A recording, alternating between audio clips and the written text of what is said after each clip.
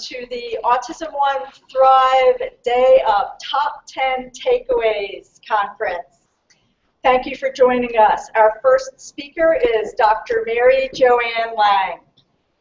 Dr. Lang is the founder and CEO of Beacon Day School for Children with Autism and Related Disorders and of Beacon Autism Spectrum Independence Center, an in-home therapy program, as well as the founder and executive director of the nonprofit Beacon Life Project. Dr. Lang serves as adjunct faculty at Argosy University, and she served as a professor at Azusa Pacific University in the Department of Counseling and School Psychology. Dr. Lang was a Robert Wood Johnson Foundation Fellow. She has conducted research on parental attitudes toward sexuality and adolescence with autism spectrum disorders. Welcome, Dr. Lang. Thank you very much, Ms. Rango. Thank you very much, everyone. I'm here to give you the top 10 tips, and let's get started. Whoops. As a neuropsychologist and a behavior analyst, if you can imagine that, I put together these top 10 tips based on brain-behavior relationships, including attention, information processing, sensory motor, language, visual, executive functioning, memory, learning, and emotional functioning. Whoops, let's go back one. Attention is multidimensional. Most people think of it as one thing. It's selective attention, it's shifting, it's being able to divide your attention and sustain your attention. What are the take-home tips for this? Structure the learning environment. Limit the distractions. Make sure that things are as quiet and as calm for your student as you possibly can. Set routines and use visual schedules, flow sheets, so that you know and your child or student knows how and when when they have finished the project. Okay, sensory motor.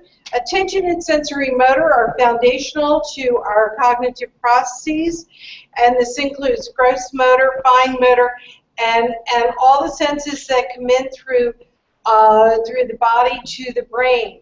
So it's fine, gross motor. Things that are important to look at in school are occupational therapy, physical therapy, sensory integration therapy, and it's important to note that it's very critical that appropriate assessments be done in this area. Of course, language. Many of the students with autism and related disorders have language impairments, although they may be verbal and be able to speak. They may not be able to communicate effectively. So language includes a variety of aspects. It's not only speaking, it's being able to process language, what you're hearing, reading, writing, and putting it all together to make sense. Okay, things to do.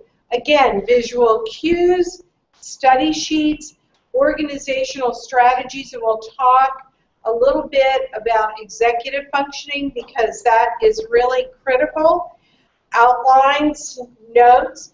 Students with autism need these supports. Notepads, time, because the time, for example, to write, you have to think about what you have to do, and then you have to use that information and put it in writing. So you're either going to use an iPad or some technology, or you're going to have to be able to write it by hand. Writing it by hand is more difficult because it's more of a task demand based on cognition.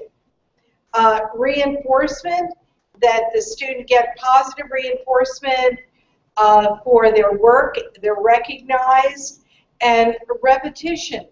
And it's always easier to write about things that you know about. So asking them to write about things that they don't know about adds an additional task. So the structure is very important.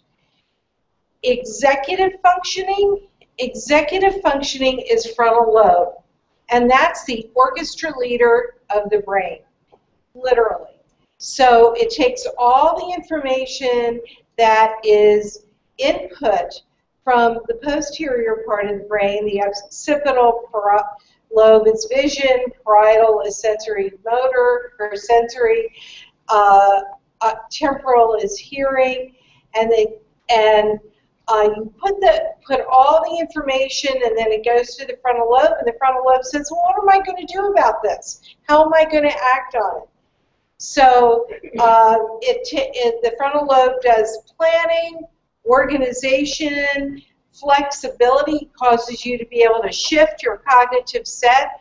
Every day we are shifting our cognitive set from what we need to do when somebody comes into your office or changes the task demand. And this happens to our students all the time. Abstract thinking, that's another very significant challenge.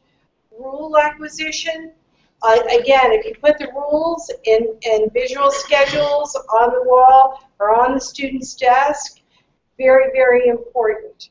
So, and of course, self-regulation. Self-regulation is particularly difficult for these students because their frontal lobe may not be mature enough and have enough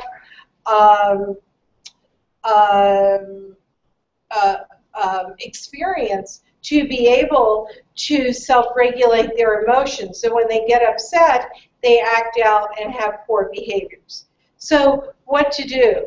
So you always want to use antecedent management to the best of your ability because it's much easier to control that than after the child has a meltdown or a behavior than it is to work with the consequence. So antecedent management, prevention is always better. So you want to structure the daily activities. You want to have routines as much as possible. You want to provide a modeling by adults. If the adults in the classroom or other peers in the classroom are not, or older peers are not setting good examples, then the students model. That's how we learn. Bandura's modeling theory, social learning theory is very important to consider when you're setting up your school, a classroom, or working with a child in home. Okay, and I mentioned organizational tools. Okay, memory and learning. Memory and learning, short-term memory means that it's in one ear and out the other. It's like calling the information and asking for the Sears repairman, and you remember it just long enough to call him and complain about your washing machine. Then it's another step to encode that information in long-term memory so that the child retains it. And they're two very, very, very different things. And the third is really that comprehension, because a child may retain information but not be able to comprehend and apply the information that the student needs to be successful in the academic setting.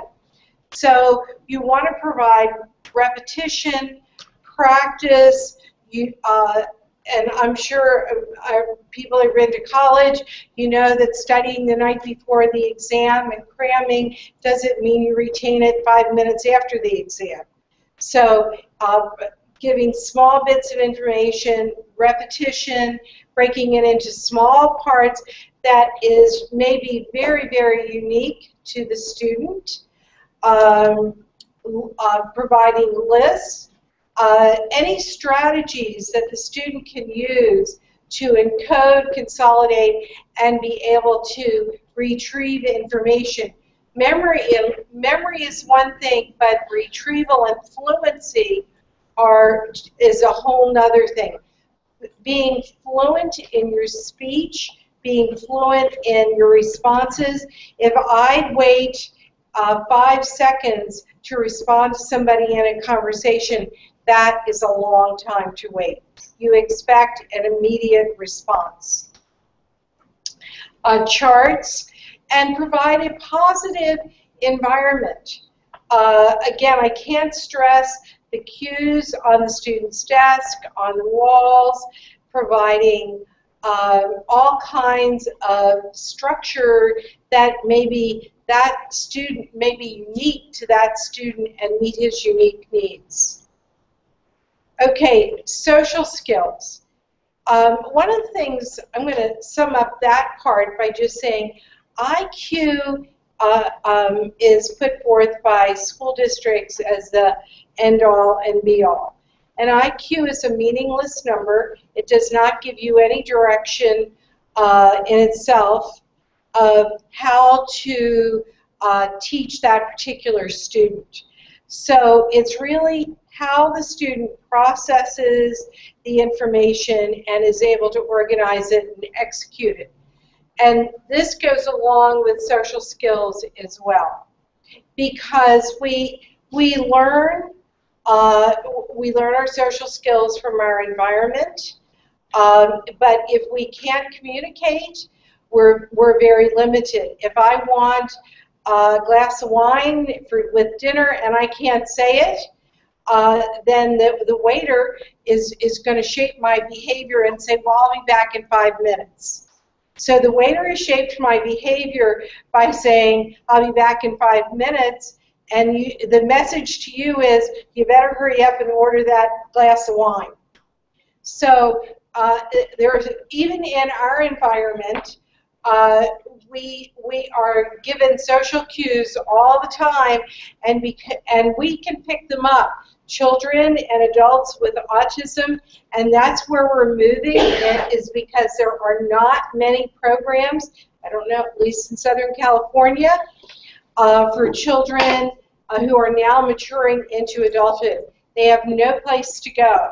So, and many of them do not have the social skills or have acquired the social skills to be able to survive in the adult world, hold jobs, and be effective citizens. So, and I do believe that these students can be effective individuals that can communicate and thrive in our society.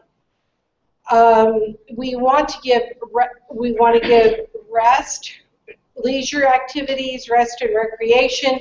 Healthcare is another. We've always taken our children to pediatricians.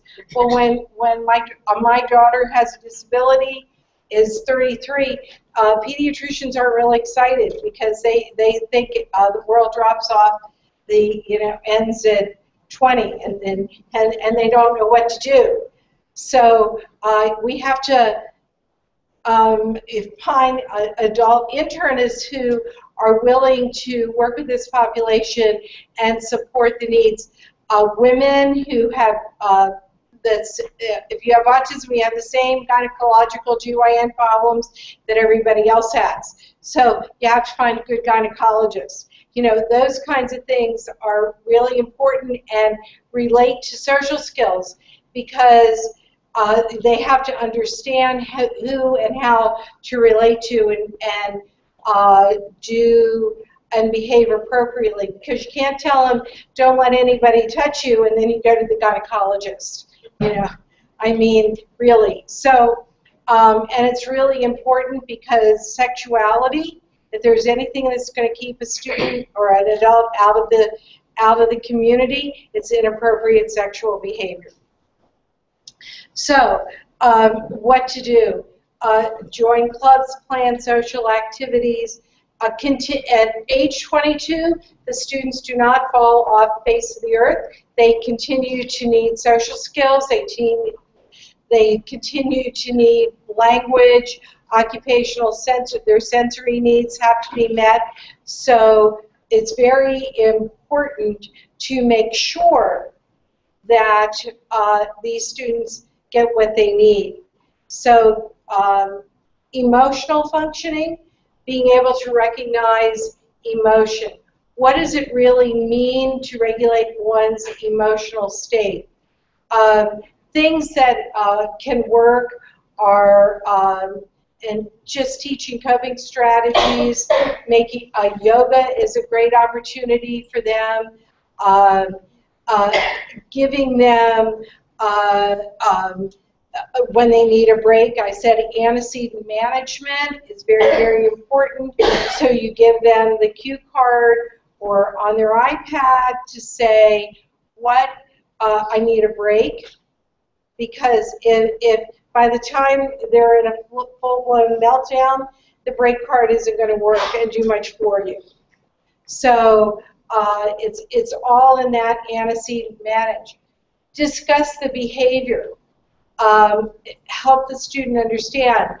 But in addition to helping the student understand, it's very important that the staff that is working with your student or your child understand. Because if you don't review what went wrong and why the antecedent management didn't work, was the student trying to communicate? Was the student trying to be able to tell you he needed a break? What was going on? And the staff doesn't understand, all you're going to do is repeat the same behavior because they can't control, because they can't prevent the situation from happening again. It could be a language problem, it could be a sensory problem, it could be an attentional problem, it could be a task demand problem, and unless you know what it is, it's gonna keep reoccurring. Engage in role play. Sometimes it's really useful for staff to role play and work these things out in advance. So role playing, modeling is just one aspect of it. And again, take breaks. Adaptive behaviors. Community-based activities are really important. Learning how to communicate. Not that they should go to McDonald's, but it's an easy example. They want to be with their peers. They going bowling. They really need these opportunities. One of the things that is very important as you move through an individual's life who has a disability is to really understand if they're on medications, not medications.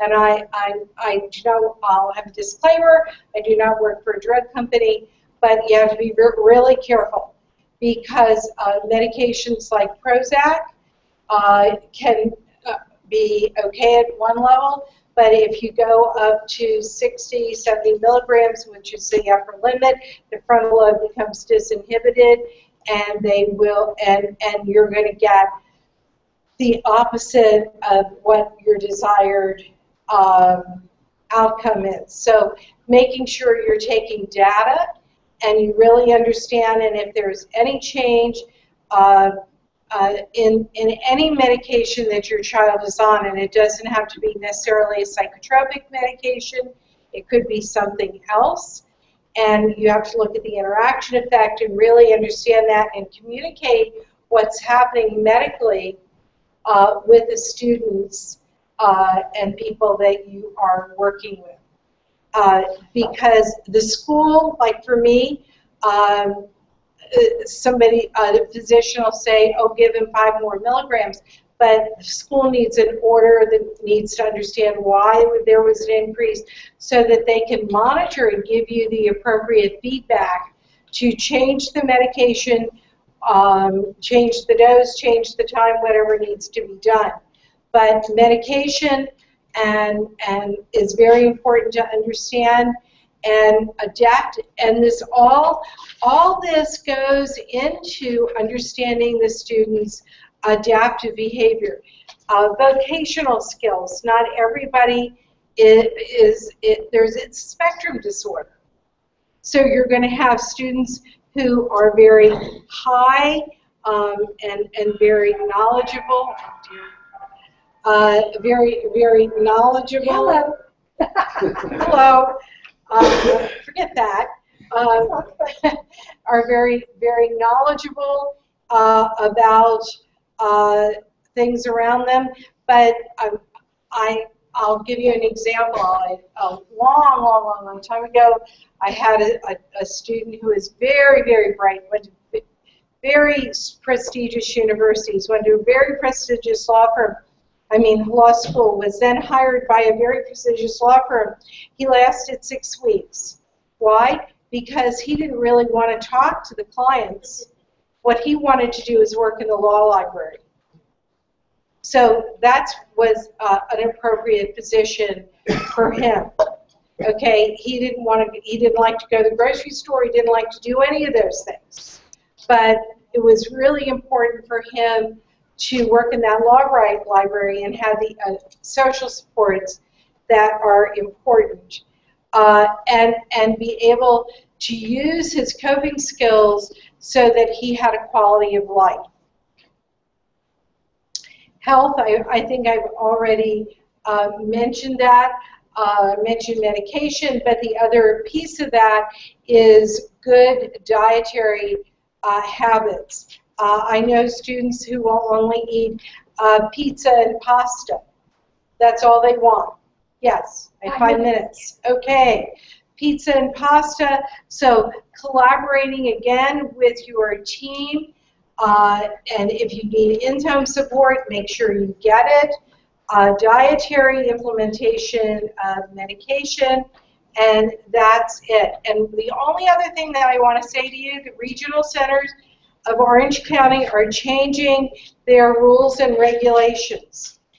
Please make sure you understand what the new rules and regulations are. It's coming down the pike very fast, and contact your regional center.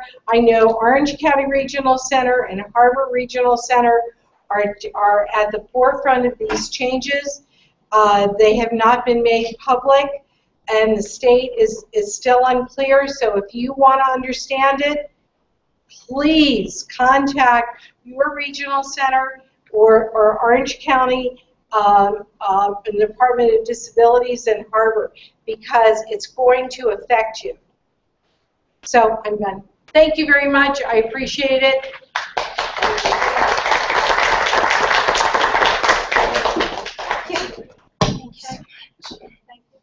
And just to remind our audience, our listeners, our viewers, that was Dr. Mary Joanne Lang of Beacon Day School and Beacon Basic, located in La Palma, California.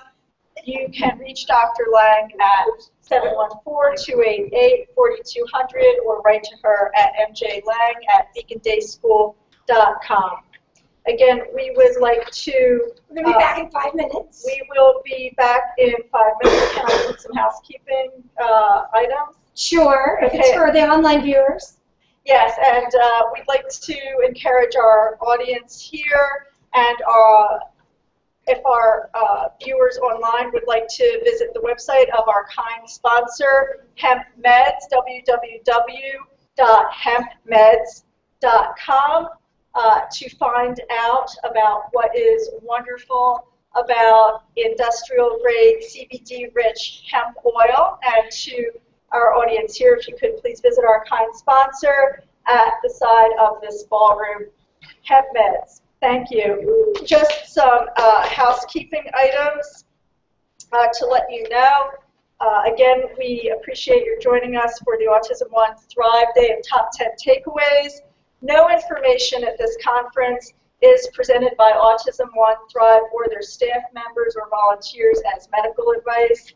Parents and caregivers should research all information given. Every person's physiology is unique, and all information should be discussed with the patient's personal physician or other specialist appropriate to the symptoms or body systems involved in their individual situation. Someone who provides the patient with regular medical oversight, monitoring, and lab testing, and who keeps up to date on the most recent research and interventions. Beginning any significant biomedical or other intervention that may impact physiology or making changes to an established regimen should be discussed with the patient's physician in advance. We also reserve the right here not to register any individual based on our own judgment, and reserve the right to ask any person to leave the conference if that person's conduct may substantially interfere with the participation of others. And please don't do any audio, video, recording, or photography without a pre-authorized press pass. Thank you. Thank you.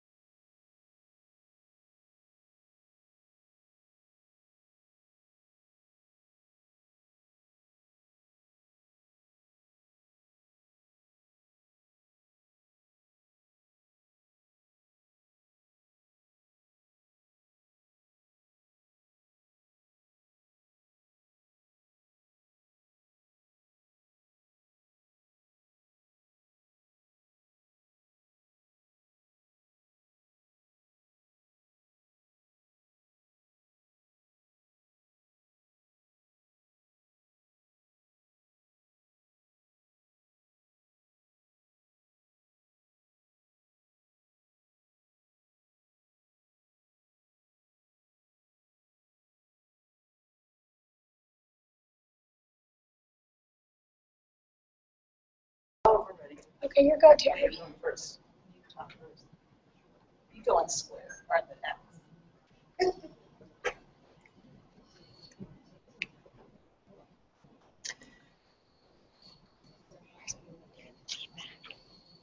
Getting feedback. Hang on out there. Position. Is it where I'm positioned? Yeah. All right, go back to my You X. just stand next to her. Perfect. Hello out there. Thanks for. What's going on there? It's got something to do with the lab. The lavalier. All right, do you want me to take off my necklaces? I don't think that's it. I think it's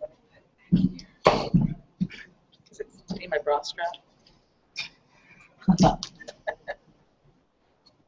Is that better? It's just sensitive. What kind of lab is it? A cheap one that moms can afford. Hi there. How about you hold it? I'll hold it. Perfect. That's better, yeah. I knew we could figure this out. You're laughing at me right now. It's all good. That is much better. Okay.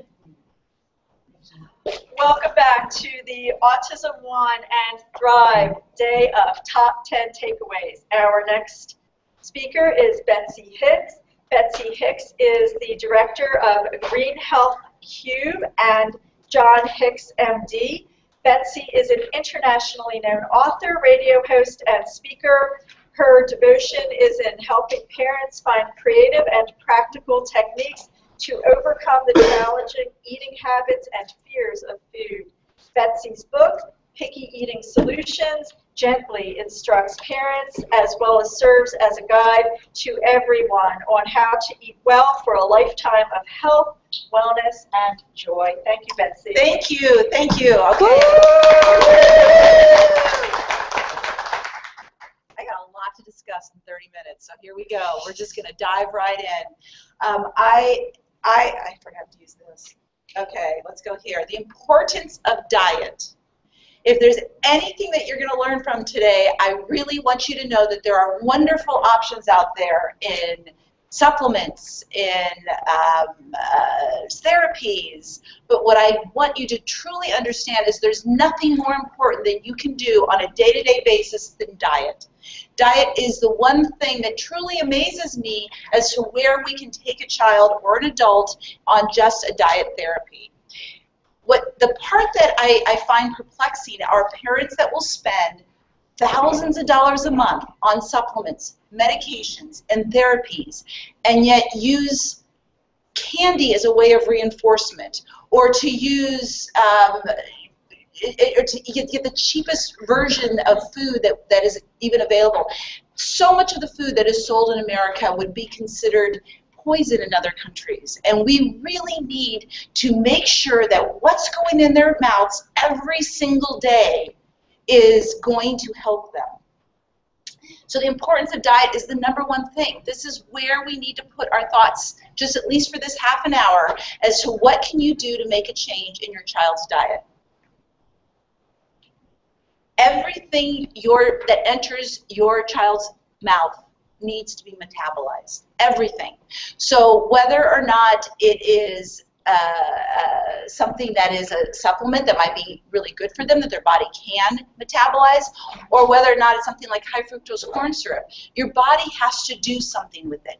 And when it gets something in it that it doesn't know what to do with, a fake food such as high fructose corn syrup, it really has to stop a lot of the other things that it should be doing on healing your child and instead focus on metabolizing this high fructose corn syrup. So when you give a drug that is meant to give a drug that's maybe laden down with something like high fructose corn syrup, something to make it taste better, you're actually making the process of metabolizing that even slower, because foods such as that completely slow it down. Real foods. If there's any one type of diet that I want you to follow, because you have to, there's many different diets. We're going to talk about a few of them today, but real food is the number one thing I want you to think of. If it's not real, don't give it to yourself or your children. And it's not hard to figure out what's real. You can look on a package and see all the things that are tremendously fake.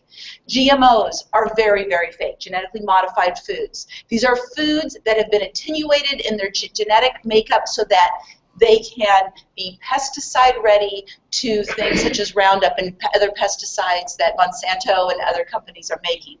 So these foods are not the original way they were made for us to eat, and our bodies do not know what to do with them. Corn is one of the highest ones that you'll find this in. So all of these corn chips and all of the corn products, we find children are having a horrible time digesting.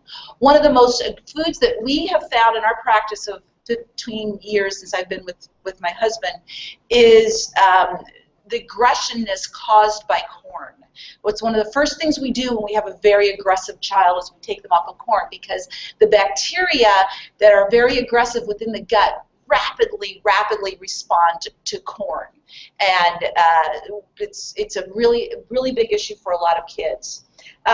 Fruit snacks, don't kid yourself. That is not a fruit. That is not a substitution for a fruit. It's not even in the same remote family as a fruit. There is no fiber in it. It is, first of all, it's usually not even all fruit. But even if it is, it's a very concentrated, non-organic, non-nutritious format. You have to understand the reason fruit is healthy for you is because of a few things. It has vitamins, which are pretty much dead by the time you make a fruit snack with it. It has antioxidants, which are completely dead, because as soon as fruit is cut, the reason you can't leave a piece of cut fruit out on your counter for a long period of time is because it starts to oxidate. When it hits oxygen, it kills the antioxidants. So you pulverize it and put it into a gummy, and there is no antioxidants left. And then the other thing that fruit has that's good for you is fiber, and there is no fiber in anything such as that. So there is nothing in there but pretty much sugar water. And what it does to their teeth is even worse. So these are just examples of fake foods, and a really important piece of what needs to come out of their diet. One of the most important things you can do in helping your child on a very tight budget is to introduce high probiotic foods. Foods that are naturally high in good bacteria. In all of our guts, we have good bacteria and we have bad bacteria. We have good yeast, we have bad yeast. We have good viruses, we have bad viruses. And the one thing that we need to know is that we have to have the good stuff there in order to control the bad stuff. Every time we take an antibiotic, we wipe out the bad, but we wipe out the good as well. And the good isn't so easy to replace in the American diet. The good is usually replaced through, you can take an oral probiotic, but yogurt alone is not going to cut it. It's not going to be the solution to this. So what you need to do is introduce good quality probiotics. And there's a lot sold out there, but it's hard to know what's good and what's not so great. My website, which is Green Health Cube, is a supplement store. I'm not saying you have to purchase there, but at least you can see what companies are good to know which are the good companies that are out there.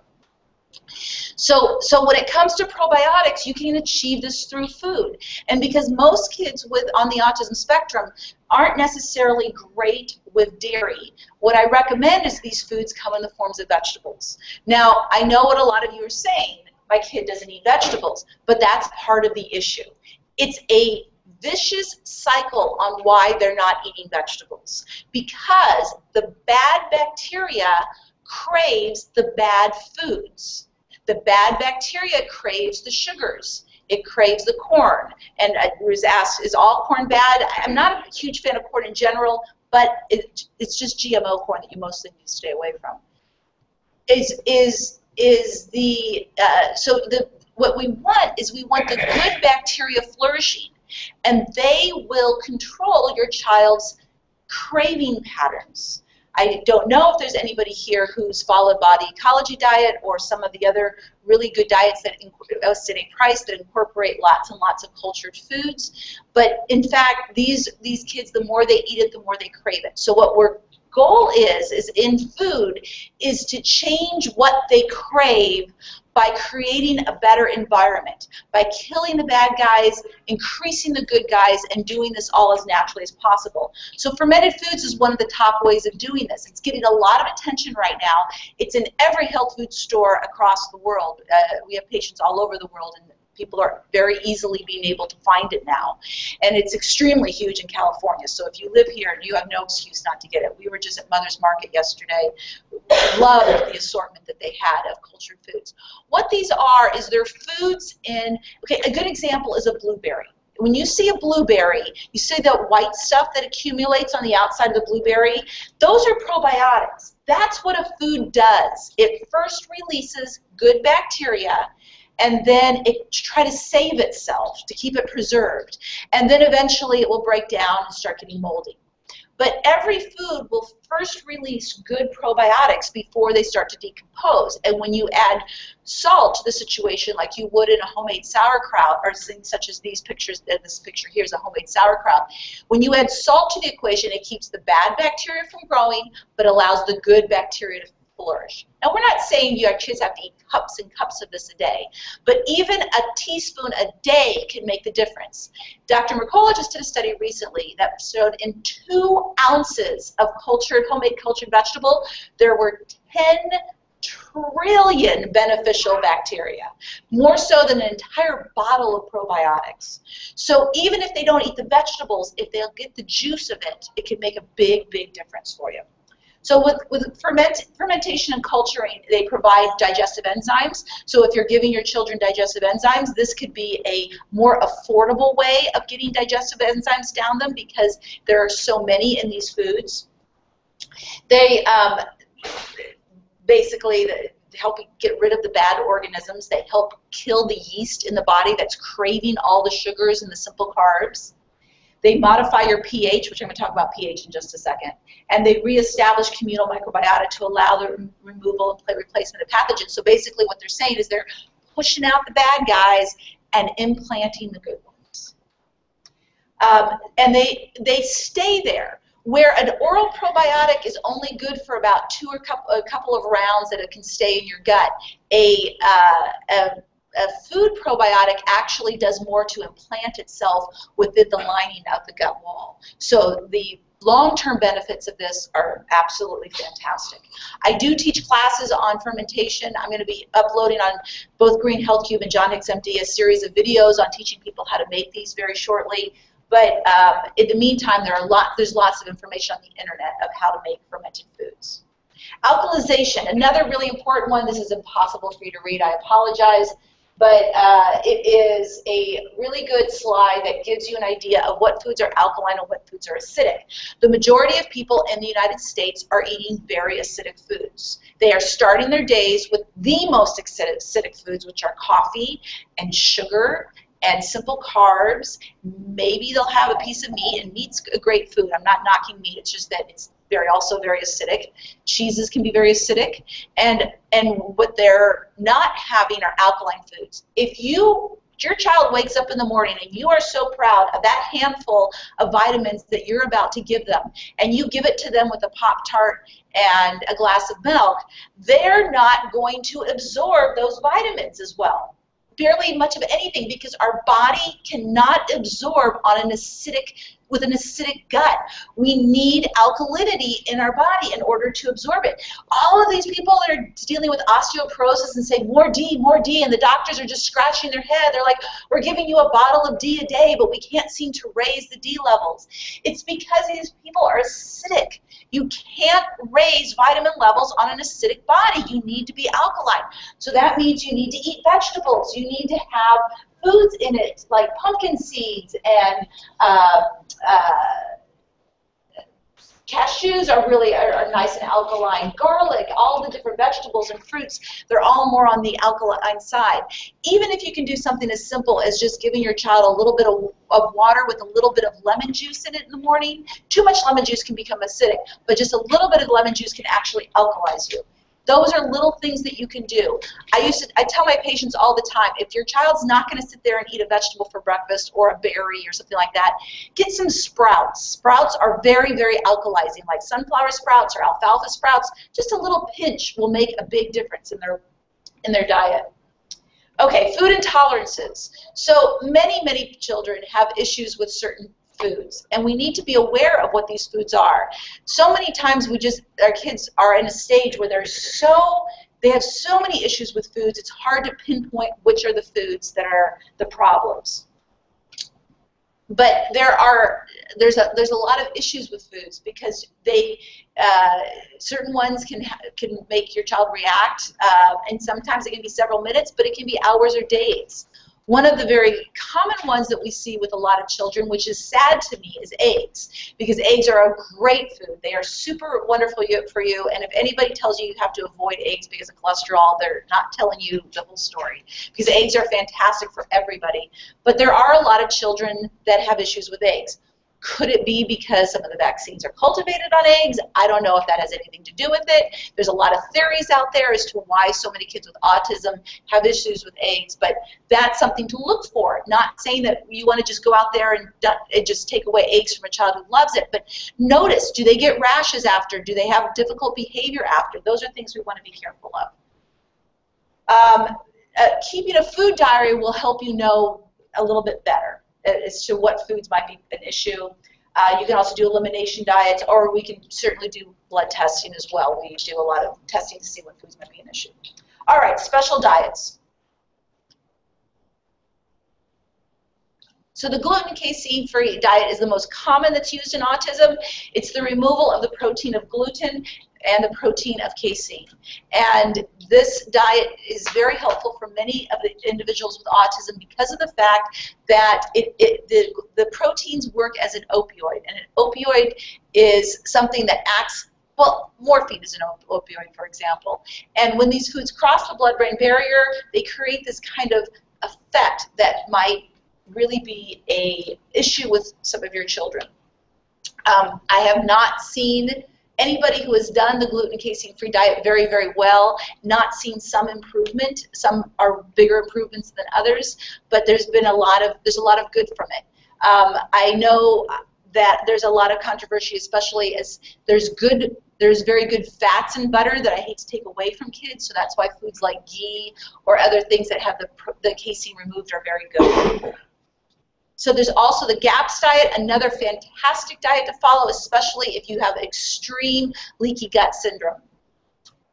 Another great diet is SCD, and then the body ecology. Is Donna going to be here today, or no? Okay. So that's another great diet. These are all things that you can research on your own. So casein is the protein that's found in most forms of dairy, and that's why on a casein-free diet, it's removing all forms of dairy. If you have a child who's eating nothing but macaroni and cheese and pizza, which basically is all gluten and casein, that's the biggest indicator to you that your child has a gluten and casein issue, because it's a craving, just like you would crave morphine. So these are foods that are addictive to their bodies. And the gluten is the protein that's found in most forms. Wheat, rye, or barley, some oats, but not all. Foods to avoid.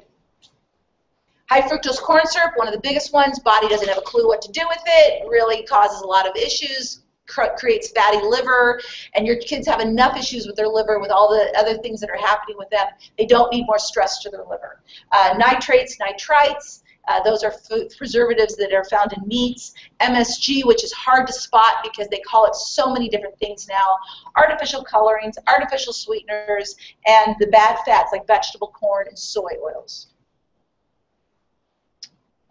And of course, this is a big piece of what's happening in America. We are just getting larger and larger from these foods, and a lot of this is happening because of the fact that we are not metabolizing these fats properly. The body's just not knowing what to do with them. So what foods to increase? This is what we want our diet to be about. We want our diet to be about vegetables. The majority needs to be about vegetables. Spices and herbs. one of the greatest things you can do is bring more spices and herbs into your kids' diet. Okay, so maybe they like, let's say, rice, but they don't like vegetables. Start chopping up some parsley and sprinkling it in the rice. Start with one little teeny piece and start working your way up. That's a really great way because parsley is one of the highest foods of calcium, magnesium. It's got so much great nutrition in it, and it's very easy to give in. Things like salsas where you put loads and loads of cilantro. Those are great ways to start getting in the vegetables. Foods like quinoa and other alternative grains, the brown rices, the wild rices, the beans, but with beans it's always good that you soak them if you're making them yourself. The meats and fishes, and but of course always best with grass-fed, always good with free range if you're looking at meats and eggs. And butter is a great food. So if you're dealing with a casein issue and you want to take away casein, there's a product called ghee. I actually teach people how to make ghee on my website, John Hicks MD, which shows you how to remove the casein from the butter. And then, of course, like nuts, which are also great to have. What's my time? Where am I at? You have 10 more minutes. Woohoo! Okay, we're doing great. Triangle meals. So one thing to be thinking about when you're wondering, like, well, what should I be striving for? What should I be wanting to achieve? And I think triangle meals are the best way to look at every single meal. Every single meal needs to contain a protein, a vegetable. I'll go with the fruit if it's breakfast and you don't want to do the vegetable, you want to do the fruit, okay, I'll go with that. And then some sort of a starch, not that the starch is necessary, but the starch is often the reinforcement to the child as to complete the meal. So it's a good 1/3, 1/3, 1/3 of servings. Now, vegetables we'd like to do more. How large is a serving? A serving is typically what will fit in the inside of your child's palm, like right here. This is about what a serving would be. So a serving of protein 3 times a day, serving of vegetables 3 times a day, a serving, and then as far as the simple carbs are concerned, those can supplement a meal like this. The importance of water. Water is the most cleansing thing, and it amazes me how many kids do not drink water, how many adults do not drink water. It really is amazing. Like, they have to have it sweetened, they have to have it in a form of a coffee, or they have it in tea. Teas and coffees will make you urinate more, meaning that you need even more water to hydrate your body. So you need water, and how much water you need minimally is you take your body weight, you cut it in half, and that's how many ounces you need per day. Minimally, that's how many ounces you need per day. And if you don't have water, your body gets gunky. Things get in there and they stick and they don't flow and they don't go anywhere, and you can't get rid of things very easily. Something that really concerns me is as a wife of a practitioner who sees a lot of children with autism. He'll be speaking next, by the way. He's not as energetic as I. So it'll calm down a little bit for the next hour. But as we see these kids in the office every day, is their livers are taxed. They're getting all kinds of medications that are weakening the livers. They're taking in foods that are weakening the livers. They are just not in a healthy form. And we have got to start pampering these little ones and get their livers flowing well. One of the first supplements that we do in our clinic that we put all of our patients on is something to support the liver. We have a variety of things that we use, but something specific for that child to support the liver, because that is primary before you do anything else, is to make sure the liver is going well. But if you're not drinking any water and if you're not getting any liquid, you've got a bigger issue. All right, number 10. Oh, there we go. So juice should only be used to disguise supplements. Some people say, I need the juice to get the supplements in them. Totally get that, totally respect that, but that's the only time juice should ever be used. Fresh juice is okay, but it should still not interfere with how much water. So if you're making your juice yourself, that's great. Going to Jamba Juice, a little bit of a concern because there's so much sugar, unless you're doing like mostly kale, but I've had like the kale drinks there before, and they're mostly orange juice, which is just super high sugar. But Is that a step better than them drinking a Sprite? Absolutely. It's all kind of like a steps of getting there. And then tips for soda drinkers. If you do have a child that's a soda drinker, you need to kind of like move your way out of it. So the first step out to get them out of a soda drinker is to give them a soda that is made with sugar and not high fructose corn syrup. That would be step one. High fructose corn syrup is extremely addictive. So the more we have it, the more we need it. So first get them off the addiction of the high fructose corn syrup. Then go from like a sugar sweetened soda to a juice sweetened soda, and then go into something like a soda water. But be careful of doing too many carbonated beverages. Carbonation actually, no matter, even if it doesn't have sugar in it, carbonation, the process of it, will actually leach minerals from your bones and will cause you to have things such as osteoporosis and other bone issues. So we want to stay away from too much carbonation at all. It also forms kidney stones. We had several patients who, after they were so excited for Christmas, they had gotten these things that make soda at home, and they were drinking nothing but soda water, and they were all developing kidney stones because they're drinking too much soda water. Okay, most important picky eating tips. This is my book, Picky Eating Solution. Not that that's the most important, but this is my specialty. This is what I do, is I speak around the world on picky eating because it's very passionate to me. And I could speak for hours on this subject, so it's going to really kill me to limit this to 2 minutes. But I'm going to be very, very, very quick. So textures and worms. Why do I say that? It's because I want people, parents, when they're thinking of giving their child something that is new to the child, I want you to think of a food that you're afraid of. Would you eat a worm? They eat worms in certain parts of the world. So is it scary to you? Yes. It's not familiar to you. I want you to think that way when you're giving your child something and you're saying, hey, it's just broccoli. If you went to some parts of China tomorrow and they were eating a worm and they said, but we eat this every day, they'd probably say that in Chinese. But if they said that, you would basically be like, well, yeah, I mean, logically speaking, people eat this every day, but I don't want to eat this because it's not familiar to me. So think in that terms. And by understanding that, you can be a little bit more easy about it and kind of understand the ways to get around it. Disguising things is one way, but I'm not 100% for disguising because I feel that we need to teach our children about different textures, and we have to help the textures within the bodies. The first this and that is the first and foremost rule, and when I with picky eating. In other words, you don't get this until you have that, but you make it attainable. What I tell parents is the first bite of something new should be about the size of their pinky nail. Absolutely tiny, and that's all you need to ask for, and maybe that's all you need to ask for a week. The point is getting them used to seeing a speck of green in there, getting them used to it, and being firm about it. You don't get this until you have this. You're not asking for them to eat a steamed fish dinner with a big plate of kale. What you're asking them for is to just be able to have this one small amount, and you're saying, maybe my child's not verbal, my son is completely not verbal, he's 21 years old, and he eats wonderfully because he knows the difference between me saying, oh, no, and no, this is what you're going to eat. There is no choice. If you want this, you have to eat this.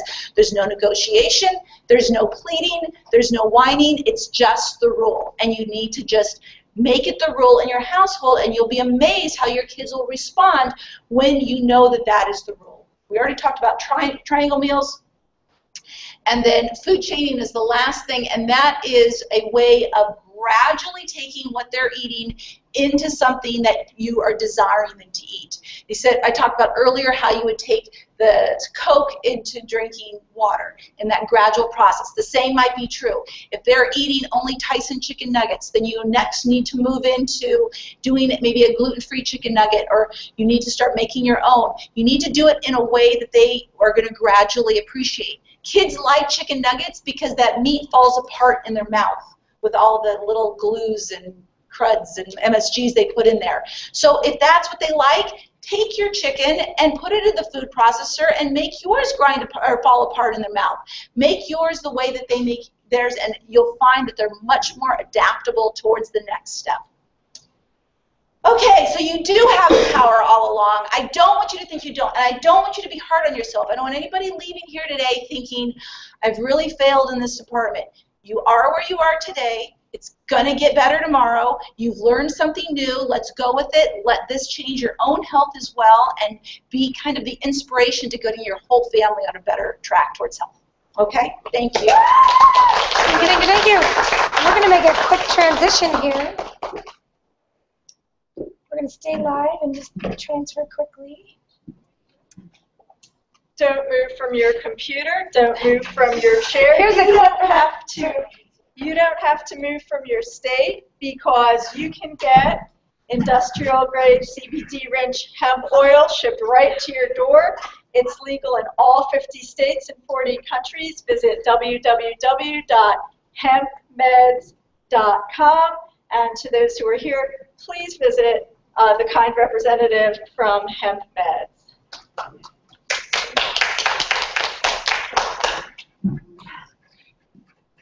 Coming through, sorry. And our next speaker is Dr. John Hicks.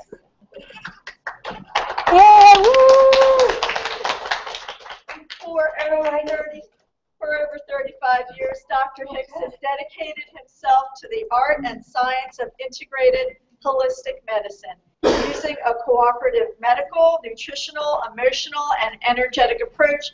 Dr. Hicks develops a customized wellness plan for each patient. Dr. Hicks, thank you. Thank you.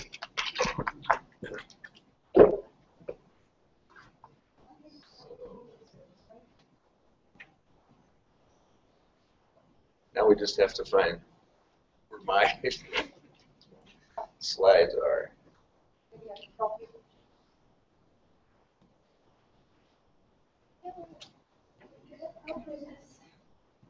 Goodness gracious. Come. Just talk about the weather in California for a second. The beautiful Okay. sun and great temperature. Yes. Feeling good about all of that. Okay. Oh, so that was the end of it. Okay. That's first. All right. We're getting there. So what we're going to talk about today is called CBD, cannabidiol. And Are you on your little one? Where is it? Where is it? The base. Can you make sure it's on? I don't hear you. says it's on. Lights on. Okay, good. I don't hear you. Is that better? Can you guys hear him fine? Is that a little louder? That's better. All right. So, Hemp Meds PX, great sponsors, and what they provide is cannabidiol, high CBD in industrial grade hemp oil. See if that works. All right, so top 10 takeaways. The neat thing about the product that they bring to us is that it has purity and it's consistent, and you know the percentage, so then you can calculate the dose. And when you start thinking about things that you're going to be putting into your body, that's the most important thing. That I have a reliable source, I know exactly how much I'm going to get, and then I can titrate that dose to get the effects that I'm wanting to get. And this is available without THC. When you look at marijuana and everybody starts to think about that, this is an herb, all right? It's been around for centuries. The first writings of this go all the way back to 5000 BC in China, where an herbologist literally explained what they used these herbs for, and seizures was one of them. Pain was another one. So THC is the psychoactive component. It's the piece that makes you have those funny feelings. So if you don't have that CBD, does not have the THC in it, then you don't get the psychotropic effect. And for the kids, this is one of the biggest pieces that I think is very, very important. So it's the industrial strength hemp oil, high CBD, without any THC. So there's over 20,000 articles written a year on CBD. It has exploded since about the early 1990s. Going back before that, most of the research was done in Israel, Brazil, and Europe. And it started with a few articles every year, and then it sort of exploded. Dr. Raphael McCallum in Israel just figured out about THC, how it worked, and then that led to finding out that within our bodies we have a system that runs just like this and uses this as a constituent, and that we have our own what are called endocannabinoids. In other words, our body makes these for us. So what do these do? This endocannabinoid system that we have is to maintain homeostasis or balance. And the idea is when anything changes in the environment, whether it's internal or external, our body needs to respond to that to keep us moving and flowing and well and balanced so that we can start to cope. So there's receptors throughout the body and all tissues. So when you start to talk about monitoring and regulating systems, this is a feedback for every system in your body. The cardiovascular system, your nervous system, muscles, all the pain receptors and sensors. Everything in your body reacts with this system and is calling on it for helping to maintain it and keep it in balance. And it's like I said, the goal is homeostasis, and it reacts to internal and external changes. So when your environment inside from stress or from what you're eating starts to change, your endocannabinoid system starts to respond to that immediately. And unlike neurotransmitters, the endocannabinoids are made on an as-needed basis immediately, within seconds. Then they are used and cleared within seconds. So this is a very fast-acting system. So one of the biggest pieces that I use it for is to reduce inflammation. And when you think about inflammation, every disease that we have and talk about and understand today are all about inflammation. And inflammation is at the base of diabetes. Inflammation is at the base of tumors. Inflammation is the base of brain damage from aging all the way through. So if you can start to control inflammation, you can start to prevent things from happening. So the other thing in this process of controlling the inflammation is it helps to increase and control blood flow. And one of the biggest pieces when you think about inflammation and inflammation in the brain, when you think of traumatic brain injuries, you think of hepatic encephalopathy, you think about Alzheimer's, MS, all of these are inflammation-based. So you can literally use this as an aid to help decrease the inflammation and those processes in the brain that are starting to damage brain cells. So it's a neuromodulator. In other words, one of the functions of this system is neurotransmitter release modulation.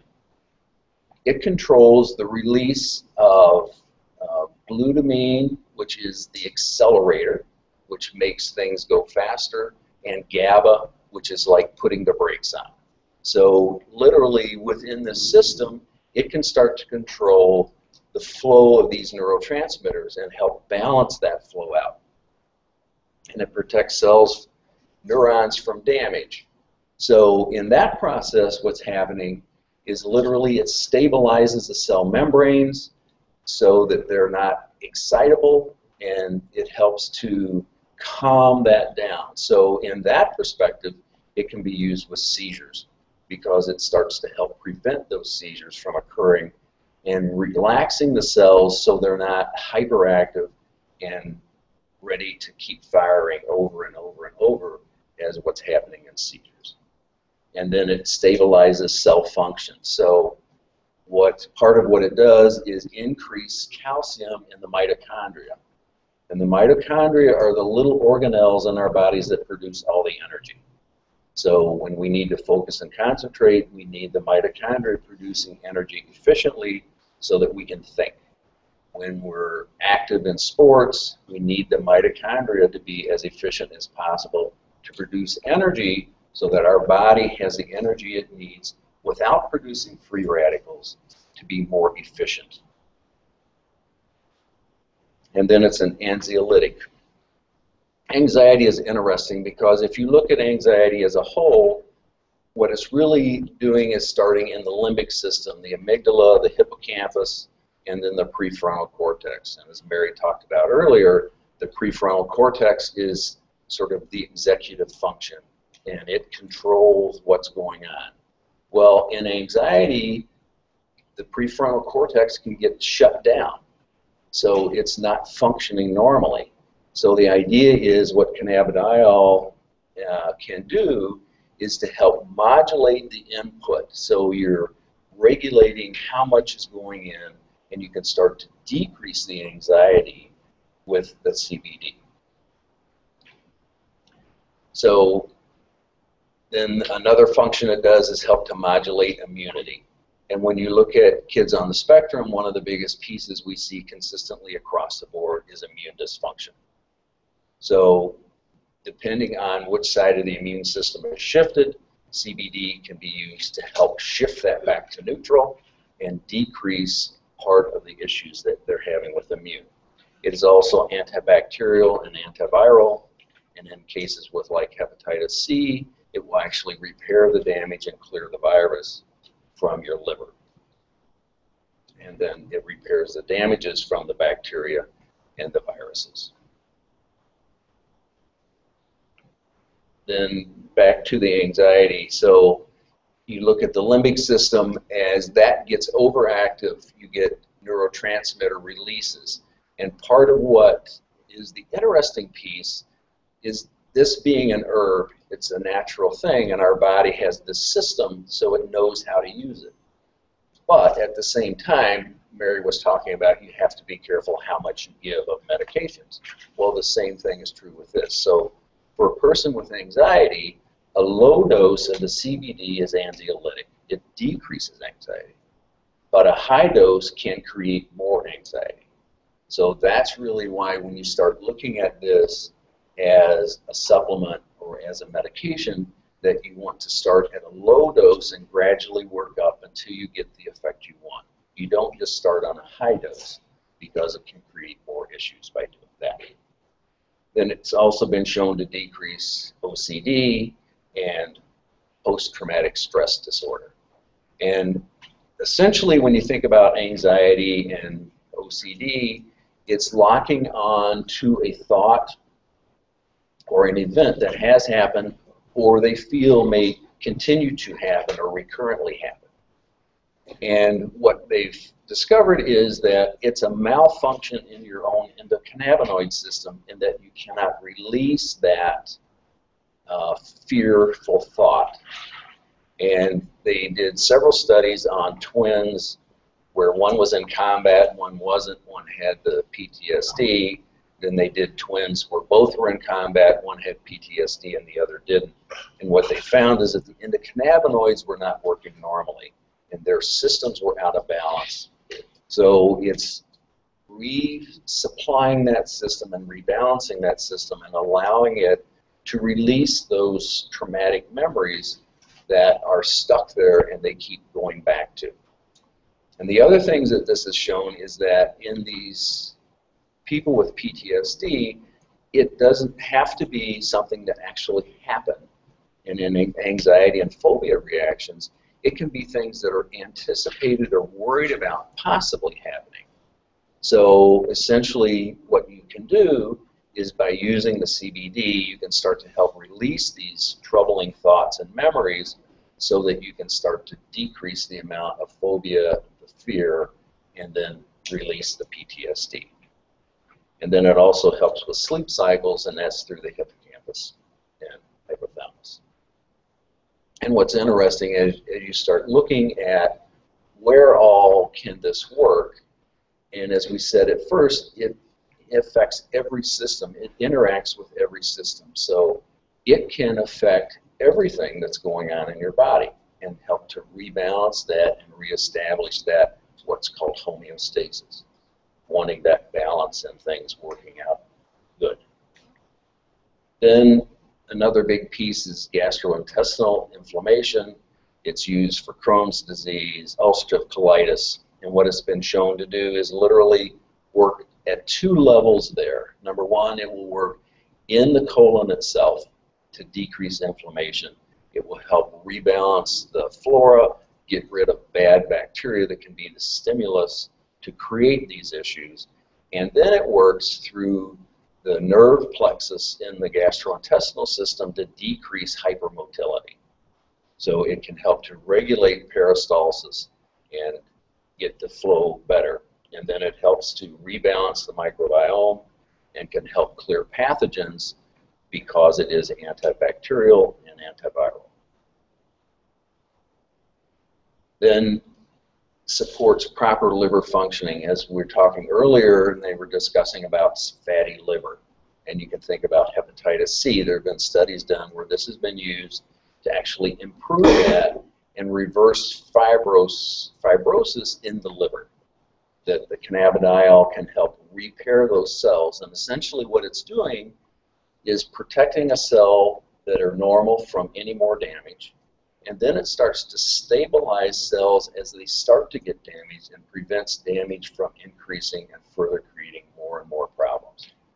So you can use it as a preventative, you can use it as a treatment. And to me, that's one of the biggest pieces of the CBD, is that not only can it help treat things, but if you take it in small amounts, it's a preventative and it's going to help your body react to all these stresses and strains that you're exposed to on a daily basis, and then you're going to be able to respond better and have better functioning and better long-term life. That's really what it comes down to. And then seizure control, part of what that is, we talked a little bit about that, where it starts to control the amount of calcium that's free in the cells. And what makes cells hyper irritable is a lot of free calcium within the cell membranes, in the cytosol. And what that does is make that membrane more likely to fire.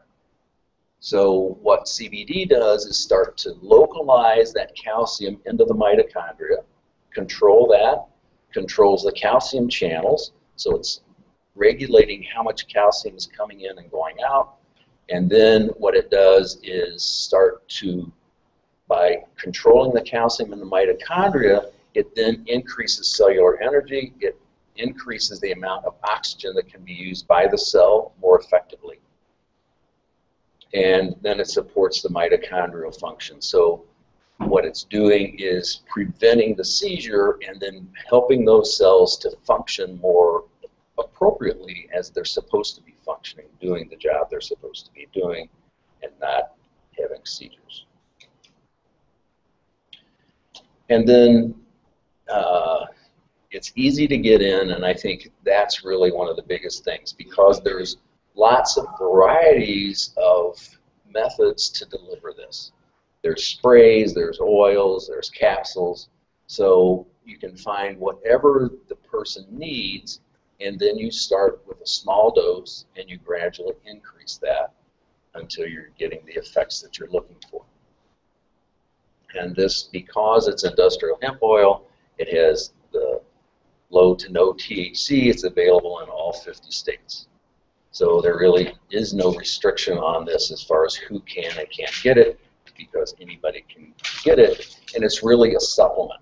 And that really comes back to the piece where using it as a preventative, that in a supplemental form in small amounts, we can use that as a preventative. We can use it to help our body function as efficiently as possible, meeting the demands that are placed on it on a daily basis. So stress, it helps to respond to that because it helps modulate the HPA axis. So hypothalamus, pituitary, adrenal axis, it helps to regulate that so the flow is good and you're not getting over response to stress, which is a huge piece, because if we get dysregulated, then what happens is as we get stressed, our adrenals start to get stressed, we start producing more epinephrine. We start really revving up our body, creating more issues than we really want. So one of the big pieces when you look at CBD is it can help regulate that, down-regulate the stress response, so that there's a better flow and it's an easier response to the stress, and you don't get revved up and get that huge adrenal issues. So being a supplement and being available in all 50 states, we want you to know that HempMeds PX has that, and it is available, and there really is no restriction on that. The other piece you really want to think about when you're doing this is the interaction between the CBD and any medications, because like with most things, it does have the potential to interact with medications that they're on, so you want to look into that, you want to follow that, and you want to make sure that's a smooth transition and not a problem, and that you're not creating more issues than you're solving. Can you read that for us? Because I think they're having a tough time seeing it. All right, so that's John Hicks, MD, and it's Los Gatos, California. The website is johnhicksmd.com. The number is 855-374-4257. And any emails or communications you can send to reception@johnhicksmd.com. And we have Betsy coming back up, and we have some extra time here. Yeah. Just use the mic. So if anybody has, people can hear me, imagine that. But if you guys have questions, this might be one of the only times to do that, but we only have a corded mic. So I'll need you to come around here to the mic and ask your questions. Unless you guys just want to repeat them. Go ahead and, you want to ask your question and they'll just repeat it? Yeah, we'll just repeat it. Okay. I'll talk loudly. I'm reading this Cure Your Back Pain by John Sarno. Have you heard of it? Mm-hmm. Yes. So he's saying a lot of the pain comes from, I just am wondering about the inflammation. How it's diagnosed, how do you know you have inflammation in your body? All right. Because his take is from a different perspective. Well, the question is, how do you know you have inflammation in your body? And she's asking a question about back pain. And any process that's going on that's creating pain is creating inflammation, and that's why you have the pain, because those receptors are inflamed and aggravated. One of the easiest tests to do to see do you have inflammation in your body is looking at what's called a CRP, C-reactive protein. And anyone who has a CRP that's slightly elevated, you have inflammation. That's a blood test. That's a blood test. Yeah, his take is that there's a psychological, of course, it has nothing to do with autism, that's Right. pain. Well, His all, take is that there's a psychological component, and it ties into what you were saying about stress and all that. right. But, and I agree with that. And every disease has a psychological component and an emotional component. Absolutely. So if you're not dealing with those issues, you're not going to get resolution. Because what happens is, so you work on this pain, you get that pain to go away, now the pain comes back somewhere else in a different form. So it's really, you have to address the whole picture. And that's sort of the holistic piece, is if you have inflammation going on, you want to reduce the inflammation. If you've done something to that muscle or to that group of muscles, you've got to fix that, and then you got to fix your thinking.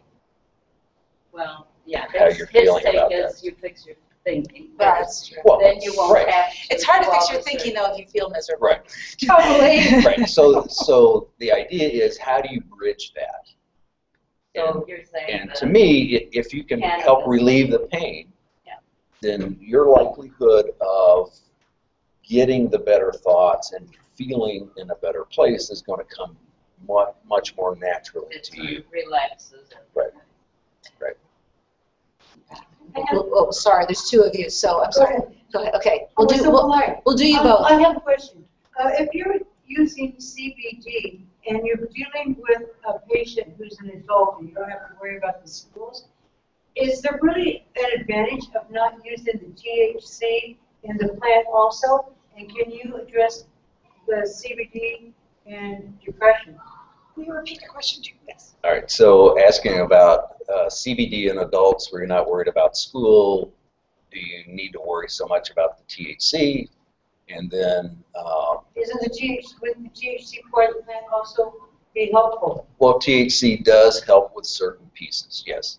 And that's called the entourage effect when you're using all the phytocannabinoids from the plant.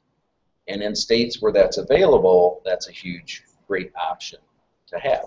But that's not available everywhere. Why the But- Right, so, But it's also the dosing issue. well, yeah, then it really becomes, the limiting factor of that becomes how much THC can you have without being wiped out and stoned all the time. So that's really where controlling that, and they're coming out with more and more strains that are higher CBD and lower THC because of that. And for a lot of cancer patients that were doing the marijuana, they found that they had to limit it because otherwise they were stoned and out of it all day and they couldn't do anything. So it really depends on what your situation is, how much THC is in it, and then some people have built tolerance very fast to THC. So for those people, that is a huge plus I'm because, dealing with seizures.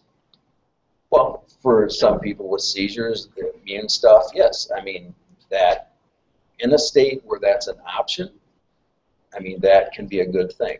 When you're talking about kids and you're trying to explain what's going to happen to them, giving them THC is not a good thing. So for the smaller kids, I think this is a tremendous option no matter where you are. I have two questions. One question is, do you have on your website a list of pharmaceuticals that would be contraindicated to use with this kind of a product? No. Question. Repeat the question. Asking if on our website if we have a list of pharmaceuticals that would be contraindicated.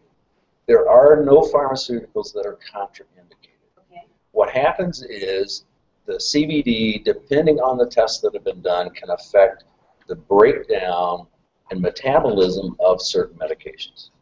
All right? So then what you have to do is modulate the dose of the medication with the CBD.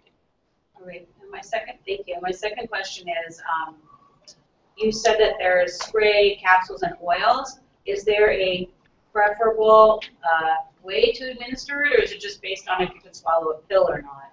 Like, does a spray get absorbed under the tongue better than, something that you're swallowing in a All right, capsule? That's a good segue. Talking about absorption. That's a good segue. But your best absorption is under the tongue. So it'd be a spray. So, well, it could be the oil because you can put it under the tongue. But wouldn't it be It fat could be the soluble, or would spray. it still absorb well under the tongue? Well, because of the vessels that you have under your tongue, whatever you put there and hold there will get absorbed very quickly. Okay. So that's really the piece of why under the tongue is so good. Because you will get a large amount very quickly and consistently under the tongue. Thanks. You can keep asking this question, but first we just want to introduce our sponsor. Right, we ought to get on You that. have to be on the X. On the X, On okay. the X, introduce yourself loud and clear. My name is Keith Urquise, and I am the outside sales manager for Hemp Meds.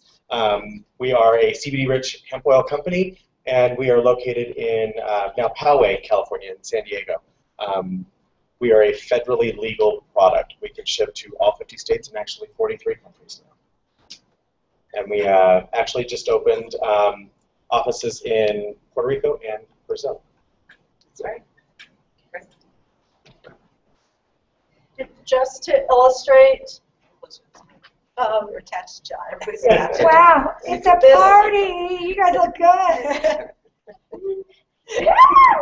Just you, Terry. this is a bar-coded product. It's my understanding, Dr. Hicks, that this is non-psychogenic, so there's no stigma attached in that regard. Non-psychogenic, bar-coded, available legally, can be shipped right to your door in all 50 states, 40 countries, and this is, for example, the gold right, but the Real Scientific Hemp Oil Gold, for example, you can take it, this is the sample size, and you could take it, and if you or the person for whom you're doing caregiving is able to take capsules, you can just hold your capsule and put the drops right into the capsule and use it that way. It's easy to use, and It tastes great. And then they have lots of great flavors. They have the vanilla, the plain, and the peppermint. And if you have a child that has tummy issues, peppermint is fantastic because the combination of the peppermint with it is ideal. Peppermint's my favorite. I take it every day. Peppermint's my favorite. Actually, this is my Of course, none of them are picky eaters, just to be Yeah. clear. That's true. That would be true. That's your next book. But I do have samples if you'd like to come try any of the product. I have all of the products that we offer, and I'd be happy to let you try it. I know a lot of you have picky eaters in your lives, so you can sample it as well. maybe they won't be so picky after they start using this. Right. Yes, and don't leave your last question. I'm the pragmatist in the group. Okay. What's the price point? Like, let's say they want to see Dr. Hicks or someone who could help them dose it, or if they have the diagnosis of autism or seizures. What's the general rate? They can hear me, trust me. What's the general range of per month that they would be looking at once they get it up to therapeutic dose? Just a range. Give us a range. I can talk about Is it prices. $11,700? If not, then tell us. I have products that range anywhere from $20 on up to $649. It just depends on the amount of CBD that you're looking for and the delivery system that you're looking for. And it's probably less expensive than thinking that you have to move to Colorado, because you don't have to move from your state, and you need to think about the value. What is the value of this to the person whom I'm trying to help? The other thing I want to mention is Dr. Hicks does this every day. He works a lot with, because he absolutely loves their products.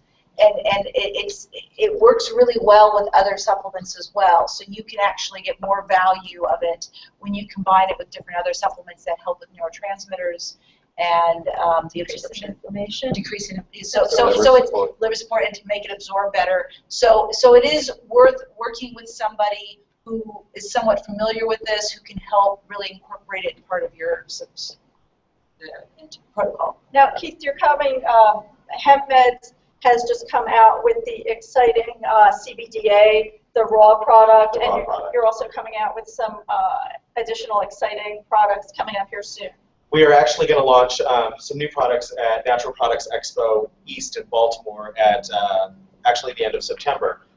We're looking at another delivery system for the RSHO in a dropper form, as well as some more nutritional supplements like a protein bar. So look forward to those.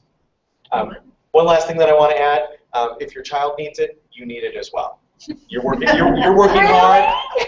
You're working hard. You need it as well. All of us, we take it every day. This is a food, this is a supplement. Absolutely. Right, it's fabulous. That can't be all the questions about There's cannabis. a lot of people's questions. Okay, let's People go. who haven't got a chance yet. Yeah, go ahead. Autism is the association of neurons in two sides of the brain for thing. So they don't have social skills. They're good at focusing on things like math and so forth. But the social skills aren't there. So the cannabinoids aid in the future association to neurons are more normal. So the question was, do the cannabinoids help in making neuron association more normal? And the answer to that is actually yes.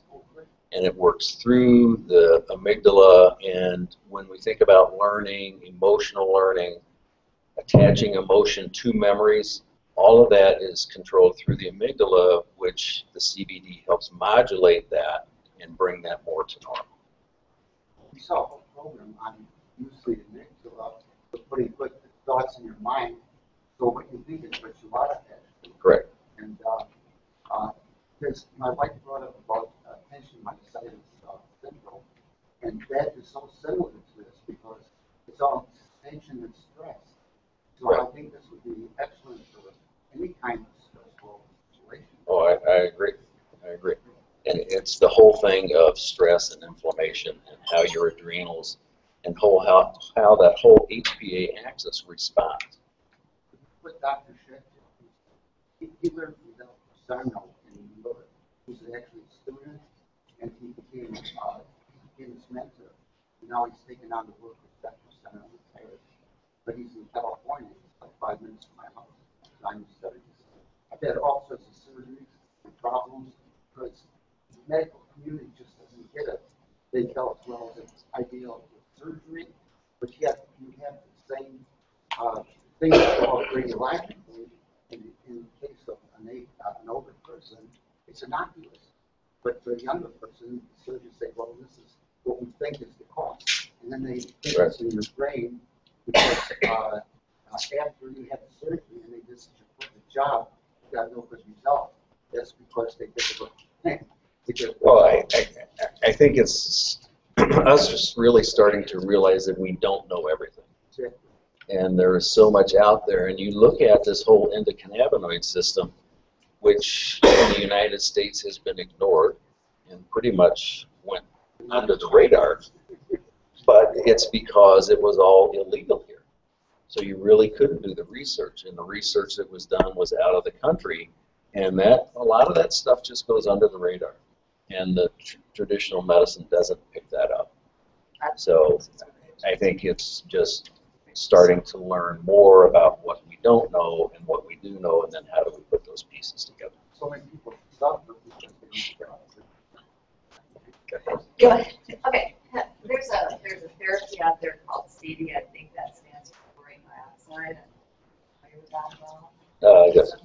Have you ever used this along with that? Does it work together? Asking about chlorine dioxide and using this together. I don't. Chlorine dioxide isn't something that I would do because it makes you very acidic. And looking at what goes on with your body when it becomes acidic, that's when problems really happen. The idea is you want to become alkaline. So it's really focusing on alkalinity. I'm going to answer this question as well, because we're going to do a whole half a day on it. We had, I don't know if you can see me. You don't need to see me. Okay, we did a summit on this entire process called Redox. You should go back and look at those videos. We have Dr. Gary Samuelson, who's going to be talking about ASEA later today, which does similar things but completely different. To answer your question about CBD and CD, in my opinion, having studied both of them from a mode of action perspective, if you feel like you're seeing testimonials from people that are making you want to try the CD protocol, that's your business and what you do with it. But the mode of action is that of an oxidizer. So the reason why they said you couldn't do the two together is because CBD is an antioxidant. My belief system is understanding these two things very, very, very well is that you would simply do them separately. You would, at the summit that we had, they talked about doing oxidation during the day and antioxidants starting about 4 o'clock and the rest of the night. We have slides on that. So we'll talk to you later, but that's a whole big thing that people need to learn for themselves versus just say, oh, you can't do that, is my not so humble opinion. Okay.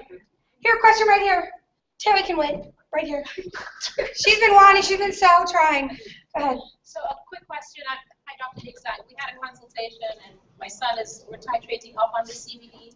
And so I'm curious, you said that the body uses it immediately, produces it, uses it immediately. So is there a preferred frequency in the day? Is it a little bit often is better because of how the body uses it, or is it, the typical 12-hour, 8-hour cycle? How do you play around with what the body needs in terms of frequency as well as? Well, a lot of that's going to depend on asking about frequency of dosing and how often do you have to do that. I have some people that have had great responses at just 1 time a day. Some people it's twice, some it's 3. So it's going to depend on the individual and how fast their body is metabolizing that and using it, and then what is the need in their body that they're requiring it. So that's really just going to have to figure that out as you go. When- It's going to be different for everybody. When in doubt, examine the patient. Right. Yes. So, Dr. Hicks did a video after laboratory analyses were done of the hemp meds, real scientific hemp oil. And this was great. There are results available online. And Dr. Hicks, can you tell us about the great results that came out from the laboratory, the objective laboratory testing of hemp meds, real scientific hemp oil? Well, I think to sort of put it in a nutshell, what it showed was it has no more contaminants in it than anything in the environment. So it's not high in any heavy metals, it's not high in any compounds, it's very good, and it's not going to give you any exposure to anything in great amounts. Thank you. There's more. Come on, you don't normally get a pressure.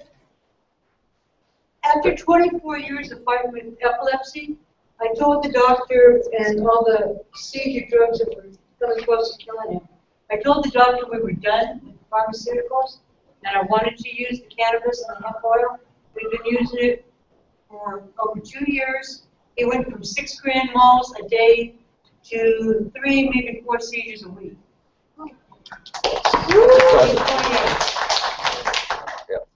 Been a miracle in his life. He's happy. He feels good, and everybody says, "Wow, look how great he's doing." Right. Cannabis, right? Yes. Cannabis. Great. So you're saying that the medicine is fine now after it got cleaned up, right? Like it would have to get cleaned up at some point. What do you mean? Right? Hemp med, in general, the medicine had to get cleaned up. No, it wasn't. No, the idea was it never was contaminated. There were stories that it was, but it was not. I think there's going to be a big report coming out in the next month that's probably going to say. Well, and it depends. It depends what lab does it and what the. Well, I just want to know. You're saying that it didn't have to get cleaned up. We'd have to bring any scientists in to clean up the medicine itself. That's what you said a little while ago. Right, So and that's true. Okay, that's all I need Right. to hear. Thank you. And all I know is that the one report that showed all the stuff in was literally made up, and a person in Colorado doctored what they found and then put that online. So it wasn't even true at all. And just for anybody out there who's wanting to try hemp meds or marijuana if they get it, the proof is in the pudding. Try what I call a titrated therapeutic trial. Start with a really, really, really tiny amount. Look for a positive or a negative. If you see a negative, stop. If you see a positive, try a little bit more. And you can tell in the human body whether or not something's working well. Is that your opinion as well? I'm sorry, I'd like to get one clarification. What we are doing is like CBD cannabis. We're going with those strains that they have Right. that are high CBD. Right. Which in California, people have the option to do, but Right. where this is going, very, very, very few people have the opportunity to watch this video and go, wow, I think I really want to try that. I've read good, bad, and different. I want to try that. Their only option right now is a hemp meds product. So we try to keep our eye on that too. The CBD is the thing. Well, we had at one of my summits about a year ago, we had a different doctor talk about the marijuana side of it because he's been using it successfully with seizures and a lot of neurological disorders. And from his side of it, he found that there's certainly some people that do very, very, very well with the very high CD and the very low THC.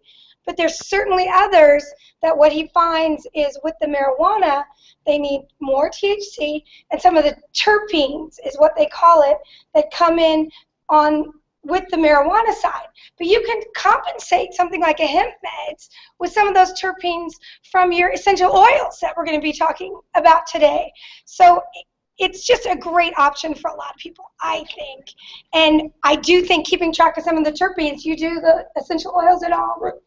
And just play and you'll find that sweet spot. Like with seizures, frankincense is huge. Have you ever tried frankincense?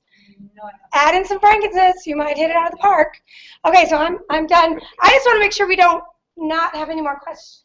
Wait, right here, question. I'd like to know, all the things that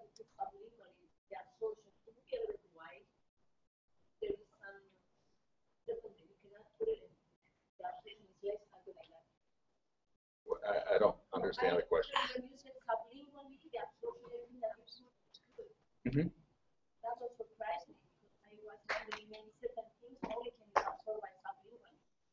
Well, no, it can be absorbed other ways, but the best absorption is sublingual. So you can take the capsules, it will get absorbed, but it's not going to be as fast as it would be if you did it sublingual. It's more rapidly absorbed. So we work with herbs, like powder form. Do you think if you put sublingual, the absorption is going to be the same? No, I don't know. You'd have That to would make be the it. same. You're You'd have saying- to suspend it. Yeah, you'd have to suspend it like a liposome with like a jewelry cleaner kind of concept. Yeah. I think to get the herbs to be absorbed, you'd have to probably put it into like a tincture, yeah. And then put the tincture under the tongue, and then you would get faster and more absorption. And for anybody who's thinking about the combination of CD and CBD, it would be very important how you're consuming it. So the sublingual would be faster and would probably do better if they're combining those two than like if they have to do some sort of oral, I would suspect. Right. Yeah. Question? Because it repairs, is this something you have to constantly take, or after a while, to repair enough that you don't have to take it the rest of your life? Well, I don't think there's any research out that proves that either way. And as a supplement, it would probably be something beneficial to take long term. And you don't need large quantities of it. I think that's really the most important part. 3 to 5 milligrams a day is probably all you really need. You don't need a ton of it. So I think, from that perspective. Talk a little bit about how it works for executive function and the frontal lobe brain. Asking about prefrontal cortex and how it functions there. And executive function Executive specifically. function. A lot of that actually is done through what it does in the amygdala. So it's modulating the input and output. So I don't know that there have been studies that have shown exactly what it's doing in the frontal cortex or prefrontal cortex. Most of the studies that have been done have been looking at what it's doing in the amygdala, hippocampus, and what it's doing to those cells and modulating those neural connections and what's functioning and what's not. So it's more been the input and output from the prefrontal cortex, not so much what it's doing in the prefrontal cortex. So. Would that help with focus? Just Well, the thing about, I was saying about 3 to 5 milligrams, that's not really a dosing recommendation for anybody. That's looking at like for a supplement perspective. But that's not a guaranteed dose that anybody should take or shouldn't take.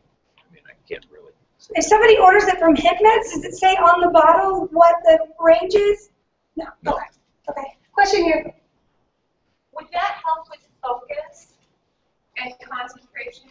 Yes, it can, because what it's doing is increasing mitochondrial function.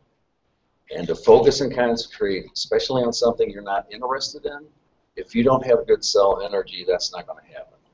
So from that perspective, it's going to increase the performance of that focus and concentration.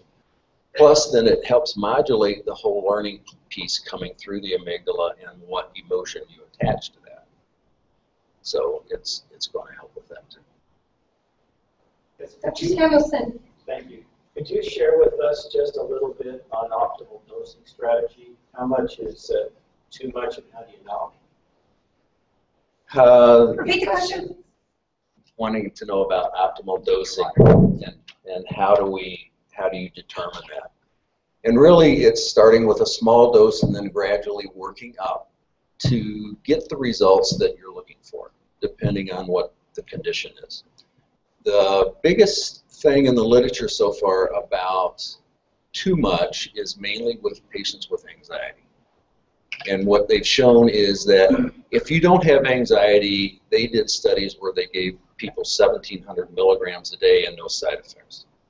However, if you have anxiety, you want a low dose because what they showed is at bigger doses you get more anxiety. So that's really the only caveat that I've found so far on being careful of how much you dose. But the idea is you just want the smallest amount that's going to start to get you the benefit you're looking for. So that's really where you start. You start low, gradually work up.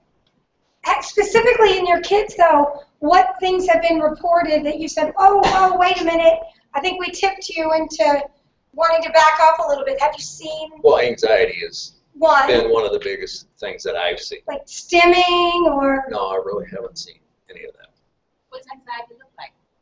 I said, when you say anxiety, what you see. Well, they start getting very fearful about what's going on. And they get hyper-focused on that. And then even if there's not something that's making them anxious, just contemplating that thought, they are just totally in anxiety. Mode of action. Can you break that down so that people, like how I teach parents, is to have this toolbox, and you have different tools that do different things, and you need to know what each thing does so you can map the cascade after it based on what it does. You've said that it increases mitochondrial function, so we would expect from that you're going to increase some detox, you're going to have some other things go from there. But what other things? I've heard it's a neuroinflammatory reducer. Right. But give us anything you can from a mode of action so they know how to. Is it a hammer or is it a screwdriver? We need to know. Well, it's more like a screwdriver. Okay. And the idea is depending more like a hammer. Depending on what you're trying to treat, that will tell you the mode of action. It's different for everything. It doesn't do the same from thing the cannabinoid system. It targets. Right. Okay. So, like if you're treating cancers, okay. what it will do is protect and prevent damage to local cells. Okay. And it, at the same time, produces free radicals that kill the cancer cells.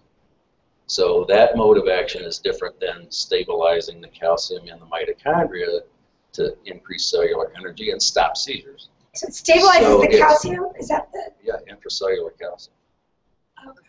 So it has multiple modes of action depending on what you're looking at and what it's doing. So that's you'll write a paper on that, and we'll get to read it. You're right. Well, yay! I'm doing a book on that, Perfect. so that we'll have all of that in there. Any more questions? Yes. Over here. So when you're talking about a small dose, in terms of milligrams or milligrams, what are you talking about? Right. Yeah. The way I start is if I'm doing the hemp oil, it will be the size of a grain of rice. Is where I start. So depending on, you can just calculate backwards from, okay, this is 10 grams for this tube, it's this percent, then how much is that doing? So then you can calculate it down. So if I'm doing the oil, I'll start with the size of 1 grain of rice. If I'm doing like Sibdex, one of those, I'll start with 1 spray. So it's small milligrams. But it's insofar as reactions that you hear to other things that people use out there that are not legal, like this is legal, but other things out there, and I'm not talking about medical cannabis, but other things, you don't really have to worry. Say you're agonizing over making a decision, ooh, should I give 1 drop or 3 drops? Right. It's not really, the CBD is not really going to hurt anybody in the sense that you... That titration isn't going to hurt anybody. And the point is, they gave 1,700 milligrams to 30 to 45 people for 45 days and saw no side effects. Nothing. So those are big doses, but you don't need those big doses. So in other words, if you're trying to say, if Dr. Hicks said a green of rice, but if I gave 3 drops, are we just never going to wake up? That's not a consideration here. No. So you don't have to have so much stress as a parent. Right. And even with marijuana, that's somewhat the case. We talk about that. What's that? Marijuana. That it's the side effects of marijuana in general. Well, the big side effect of marijuana is it makes you hungry and tired. And so high. It doesn't kill you. I mean, it doesn't suppress your respiration. It doesn't turn your heart rate off. There's been nobody ever die from that, from those complications, But we've because been they don't do that. We've been socialized to be scared. We've been taught that this is really, really, really bad. And from that, now you've got to learn, well, wait a minute, now we've got this system in our body that runs on this and responds to everything in the environment. It's a whole different way of thinking.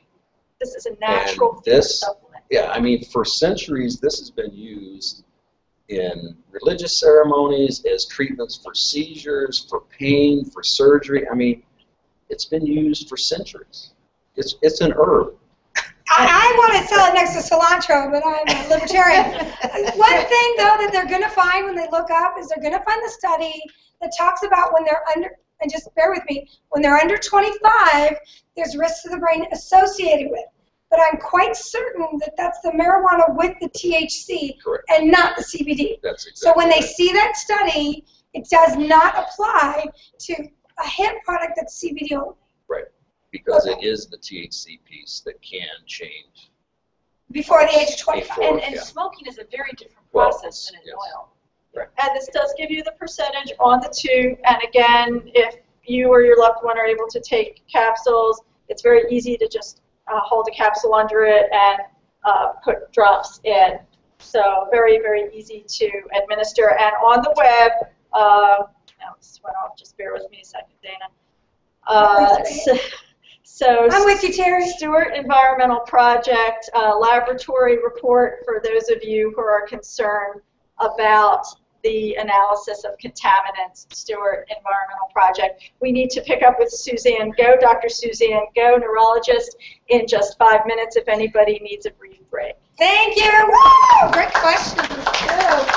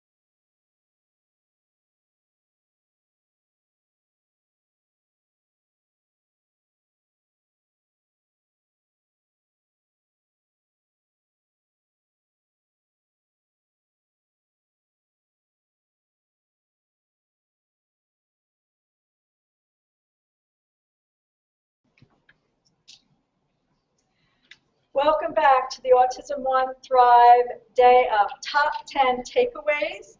We are so glad that you have joined us. We want to remind you that no information at this conference is presented by AutismOne Thrive or their staff members or volunteers as medical advice.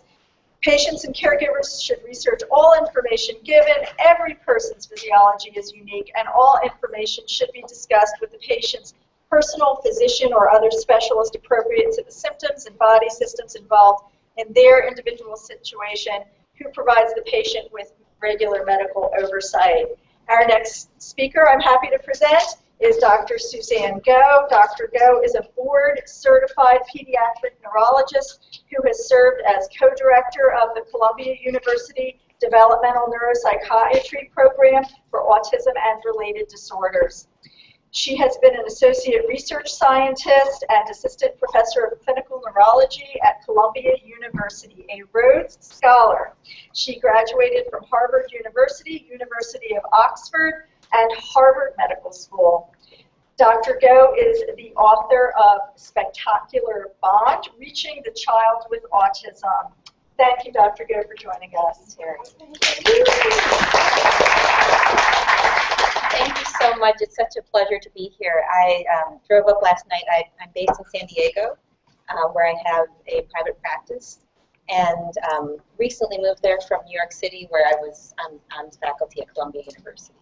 And my area of interest and the focus of my practice and research has really been autism, the underlying abnormalities to neural networks in autism, which I've investigated through brain imaging studies, and then also the mitochondrial and other metabolic disturbances that we now know play a very important role in autism. So I'd like to talk more with you about that today. And I also do have quite an emphasis in my own practice on behavioral and educational approaches that are based in neuroscience and what we know about the neurology of autism, and I'll be discussing some of that today as well. And I welcome your questions at any point during the presentation. Which you'll just have to repeat. Okay. So I start with this really stunning image of an 8-week fetus in utero, in the womb. And you can see there the beginnings of the developing brain.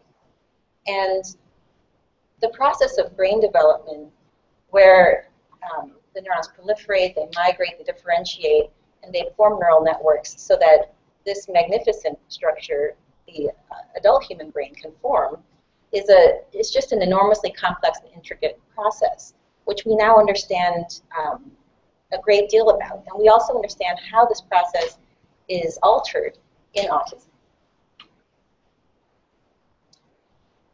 So this graph shows you the real explosion in brain imaging studies of autism over the past 30 years.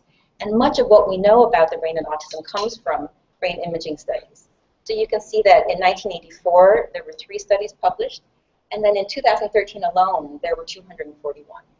So we now have over 1,000 studies using brain imaging to help us understand the disruption in brain development that is happening in autism. This slide just shows you some of the techniques that are used. So you can see, it doesn't show up too well, but I'll just describe them to you. We have the ability to measure the size, shape, location, the connections between different parts of the brain, and to even map the tracks connecting different parts of the brain. And we also have functional techniques that can tell us what parts of the brain are active during different tasks. And what all of this research has now shown us is that in autism, there is what in the neuroscience world is known as impaired long-range structural and functional connectivity. And what that means is that distant parts of the brain are less well connected, whereas the networks connecting very local parts of the brain seem to be hyper-connected. And what this leads to is a state of disconnectedness and disorganization. And we know that this occurs very early in development and that it impacts function across social, language, motor, and sensory domains. Is it fixable? Yes, so the question is the problem with brain connectivity in autism hardwired and permanent, or can it be changed? So that's my first takeaway point for today, which is that there are many steps that can foster healthy brain development and improved brain function. And in essence, work to ameliorate or rehabilitate that imbalance of short-range connectivity over long-range connectivity. And there are lots of different approaches, and I'll go through some of them. Sure. We're mic'd as loud as we can get, so you'll have to just talk louder. Okay. There you go.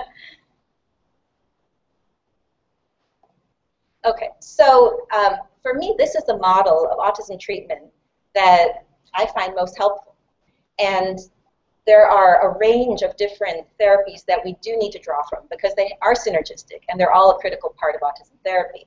And the way that I make sense of them is according to these sort of broad categories. One is neurological therapy, and I'll talk more about each of these. Another is holistic, and third is behavioral or educational. And it's very important to realize that the goal of all of these, even though they are very different in their approach, their goal is the same, which is to impact the brain's biochemistry, the neural networks, and ultimately brain function. So let's start with neurological. So this takes me to point number 2, which is to seek diagnosis and treatment for seizures. Now, how common are seizures in autism? So we know that the prevalence of epilepsy, and epilepsy is the occurrence of more than one unprovoked seizure, in the typically developing population is 1 to 2%, and in those with autism, it's up to 46%. And that figure is based on many different studies that have been done up to this time point. Now, the prevalence of an abnormal EEG is even higher. So in the typically developing population, it ranges from 2 to 4%. And in those with autism, it's estimated to be as high as 80%. Now, I'd like to show you a couple of videos to give you a sense for how broad and varied the presentation of seizures can be, and why it's, I think for me, the most important point is that seizures can be very subtle, and so I'd like you to see a couple examples of them. Cross our fingers. Is it not going to play? I don't know. I didn't know we were going to have any Oh, okay. Okay. If it plays. Oh, it's playing.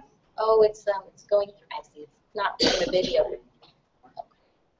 I have them on my computer and a USB stick that I brought. Is it worth? Why don't we go ahead and go through your presentation? Okay. We can do them at the end. We'll bring them. Sure. But what I can do is I'll just very briefly describe to you some of the general categories of seizures and how they can present and what they can look like. So the way that we categorize seizures is according to whether they involve the whole brain. And a seizure is when there is abnormal neuronal firing. And if it involves the entire brain, it's called a generalized seizure. And so the example here that you see in this child is shaking movements, some stiffening and shaking movements of the entire body, a loss of consciousness, and also falling to the ground. And that's what's typically thought of when we think of a seizure. Now, there are seizures that are far more subtle. Some still involve the entire brain, where all the neurons of the brain are firing in synchrony in an abnormal way. And one type is an absence seizure. And this little boy is actually doing some homework, and then he stares off for a period of about 3 seconds, and then he comes back to it. And that's called an absence seizure. And those can easily be missed. Easily be missed. Keep talking louder. There's a type of seizure that also involves the entire brain called a myoclonic seizure. And it's very, very brief. So this little boy is having one in this photo, and you can see it's just a slight flexion movement of the arms, and then and that's it. So it lasts really only about 1 to 2 seconds. These can come in clusters. So you may see one, and then 20 or 30 seconds later see another one. Now this little boy is having what's called a complex partial seizure. Partial means that it only involves one part of the brain. Complex means that it affects his awareness. And so he's less responsive, although he still is able to make some sounds and interact a little bit. He has some unusual movements of the mouth, His eyes have sort of a glazed over appearance, and he has some picking movements of the fingers. And those are all characteristic features of this type of seizure. And this can last from seconds up through several minutes. So point number 3 is that if you do see a change in behavior in a child with autism, because we know that the rate of seizures is so high, if you see a change in behavior or level of awareness, try calling to or touching the child to see if the behavior can be interrupted. That's just a very easy technique that you can do at home. A seizure will not react to, it will not be interrupted, whereas other types of behavior can. Okay.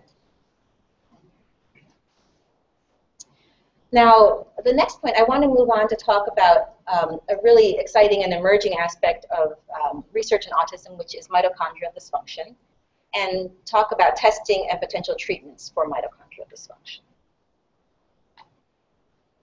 So I'd like to address each of these questions. What are mitochondria?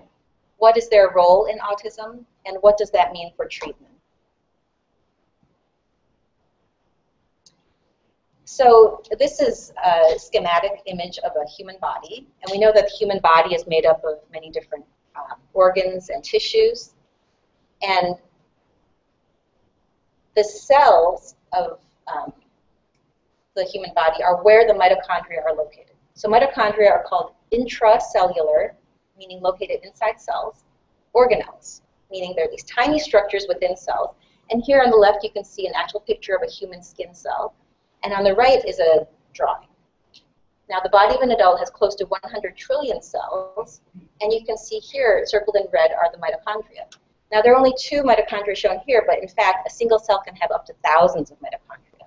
And cells with higher energy demands, tissues with higher energy demands, have a higher density of mitochondria. And that's because mitochondria are really the powerhouse of the cell. So they are at the center of the process of metabolism, which is how the body converts nutrients into energy. They're often referred to as the powerhouse of the cell, and they generate energy in the form of ATP, which is adenosine triphosphate, and you could think of that as the fuel, or the energy currency. That is how the body gets energy for all of its functions. The brain and the muscle are 2 parts of the body that have very high energy demands. They're highly metabolically active. And so when mitochondria don't function well, they tend to be the parts of the body that show symptoms. Now, the importance of mitochondrial dysfunction in autism has just been really discovered over the past 5 to 10 years. And this was a very important study which was published in the Journal of the American Medical Association in 2010. This was a study out of UC Davis. And they found that 80% of children with autism showed a reduction in mitochondrial function.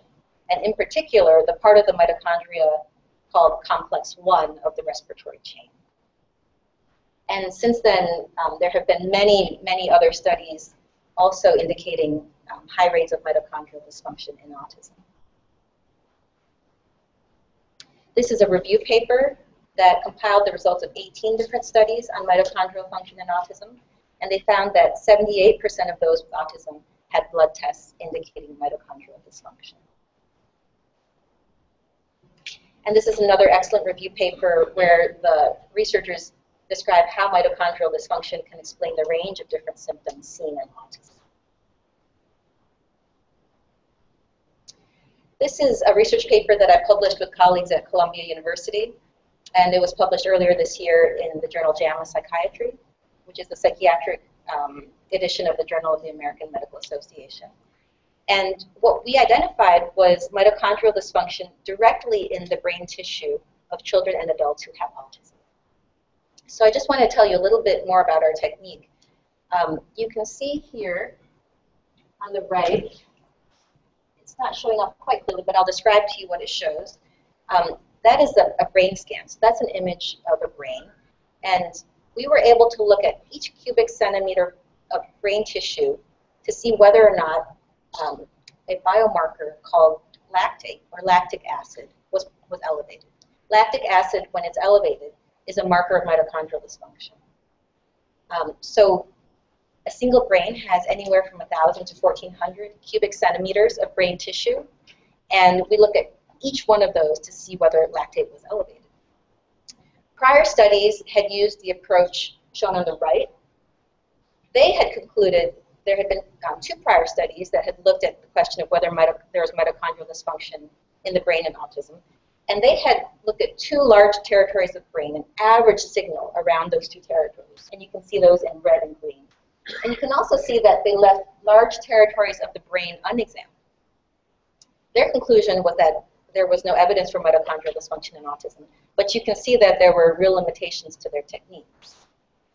What we found was that elevated brain lactate was present, and it was present in the regions shown here on these scans. So these yellow, red, and blue boxes show the areas where we detected elevated lactate. And the part of the brain that most frequently showed elevated lactate is the part shown in red in that little diagram off to the right. Now, that part of the brain is called the cingulate gyrus. It rests just above the corpus callosum, which is the part of the brain that connects the right and left hemispheres. And that part of the brain is essential for the integration and higher order control of thoughts, behaviors, and emotions. So we think that what we've identified is not only a part of the brain that's impacted in autism, but also the underlying mechanism, which is a dysfunction of the mitochondria and the ability to generate energy. This is a book that you may be familiar with. It's by Dr. Martha Herbert, and she describes different triggers of mitochondrial dysfunction, which can be gene mutations, shortages of key vitamins and minerals in the diet, certain chemicals, heavy metals, and drugs, certain bacteria and viruses, and also stress. And what's really important, in my view, about mitochondrial dysfunction in autism is that it's a potential explanation or a final common pathway for how many other factors may eventually lead to the symptoms of autism. For example, genetic factors, drugs, immune dysregulation, vitamin and mineral deficiencies, infection or inflammation, and toxins. Because we know that all of these have a direct effect in impairing and disrupting the function of mitochondria. How do vaccinations get impacted? Sure. Vaccines have their effect by stimulating the immune system and stimulating an immune reaction. And part of that is an inflammatory cascade that involves lots of different chemicals. And many of those are known to negatively impact mitochondria. So you do agree that vaccination or immunization can create some? Well, we know very clearly that any inflammatory reaction can lead to increased stress on mitochondria. So I think that's not disputed. How come there's such an explosion in autism now, just like diabetes? Big increase over the past. Oh, so the question, yes. Within that, why is there such a difference, the different types of autism, ranging from minimal to maximum? So the question is, what might account for the increase in the prevalence of autism that we're seeing recently, and why is there such a high degree of variability in the symptoms and their severity in autism? Those are great questions. They're big questions. Take your time on this one. So why the increase in prevalence? We don't know for sure, but there are lots of very good possible explanations.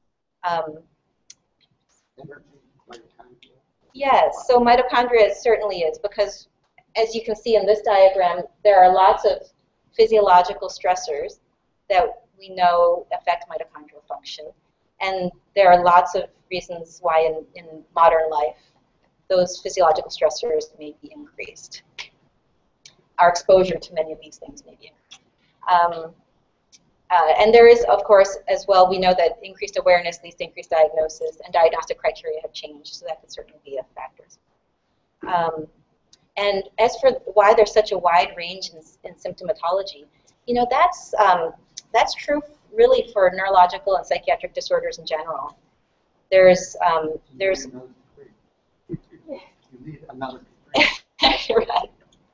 So it's that the brain can be, especially the brain, but all the organs can be affected in more mild to more severe ways. And also the brain, because it's such a highly specialized organ with so many different functions that and there's such a specialization to what different parts of the brain do. So depending on what part is affected, there can be a wide range of symptoms. Okay, we should take one more question quick and then keep going. Okay. Okay, Sounds so you could, I took my child to Stanford when they decided about mitochondrial, and they did not test him for mitochondrial because he had good muscle tone. Now, if he does have good muscle tone, would that be any kind of an indicator for mitochondrial dysfunction? Yeah, so the question is, does normal muscle tone mean that a child does not have mitochondrial dysfunction? That's a very nuanced question, and there are many different factors about a child's history and physical exam that go into whether a clinician would suspect mitochondrial dysfunction or recommend testing for it. So that's certainly one factor, that low muscle tone is very commonly associated with mitochondrial disease and dysfunction. And in the absence of low muscle tone, it would seem less likely that mitochondrial dysfunction was playing a significant role. But not unheard of. That's right, but it's not, we certainly couldn't say that it was impossible, but it's just one factor to take. So why don't I proceed, and then we'll do some more time to do questions, otherwise we'll kidnap her. So, from my point of view, mitochondrial function is really critical for clinicians and parents to understand for several reasons, three of which I put here. One is that it appears to be present in the majority of children with autism. Another is that it could be a final common pathway to the symptoms of autism. And finally, that it may be a treatable cause of autism. So how is mitochondrial dysfunction diagnosed? Well, first, there are many symptoms that are characteristic of mitochondrial dysfunction, and some of them I've shown here. There are certain symptoms that are considered to be classic for mitochondrial dysfunction, and they include developmental plateau or regression, especially in the setting of illness or other stressors, such as following a vaccine or after a surgical procedure, symptoms in more than one organ system, and family members with diseases that have been linked to mitochondrial dysfunction, some of which I've also shown here. And I just want to point out that autoimmune conditions like multiple sclerosis, lupus, and rheumatoid arthritis are now increasingly thought to have a mitochondrial component to them. Here are some of the common first-line tests for mitochondrial dysfunction. They include a range of blood and urine tests, possibly brain magnetic resonance spectroscopy, which was the technique used in the study that I showed to you earlier. Important to note that many of these tests have low sensitivity, and testing may need to be repeated multiple times. Testing may need to be done under certain physiological conditions, like fasting or during illness. And because of these challenges, a physician may recommend treatment even if the test results are negative. So my fifth takeaway point is that there are steps you can take to improve mitochondrial dysfunction. And this is a practice guideline that was published by clinicians and researchers at the Division of Metabolism at Kennedy Krieger Institute at Johns Hopkins University. And this is the practice guideline that I follow in my own practice. And what they describe is that in their experience over 15 years of treating children who have autism and mitochondrial dysfunction, they've seen consistent improvement and in some cases reversal of symptoms with the use of certain vitamins and supplements. Now, point number 6 is be aware of nutritional supplements that have the potential to impact mitochondrial function. So this is their treatment protocol. They begin with a backbone of mitochondrial supplements that includes L-carnitine, coenzyme Q10, vitamin C, vitamin E, vitamin B5 and alpha-lipoic acid. And this product that you see here, Mitospectra, is one that I've helped to develop along with input from the researchers at Johns Hopkins. And it's based on their mitochondrial formulation. There are many other vitamins and supplements that are also often used. They include a range of different B vitamins, L-creatine, alpha-lipoic acid, and also L-arginine. Point 7 is to take steps to avoid physiological stressors that can impair mitochondrial function.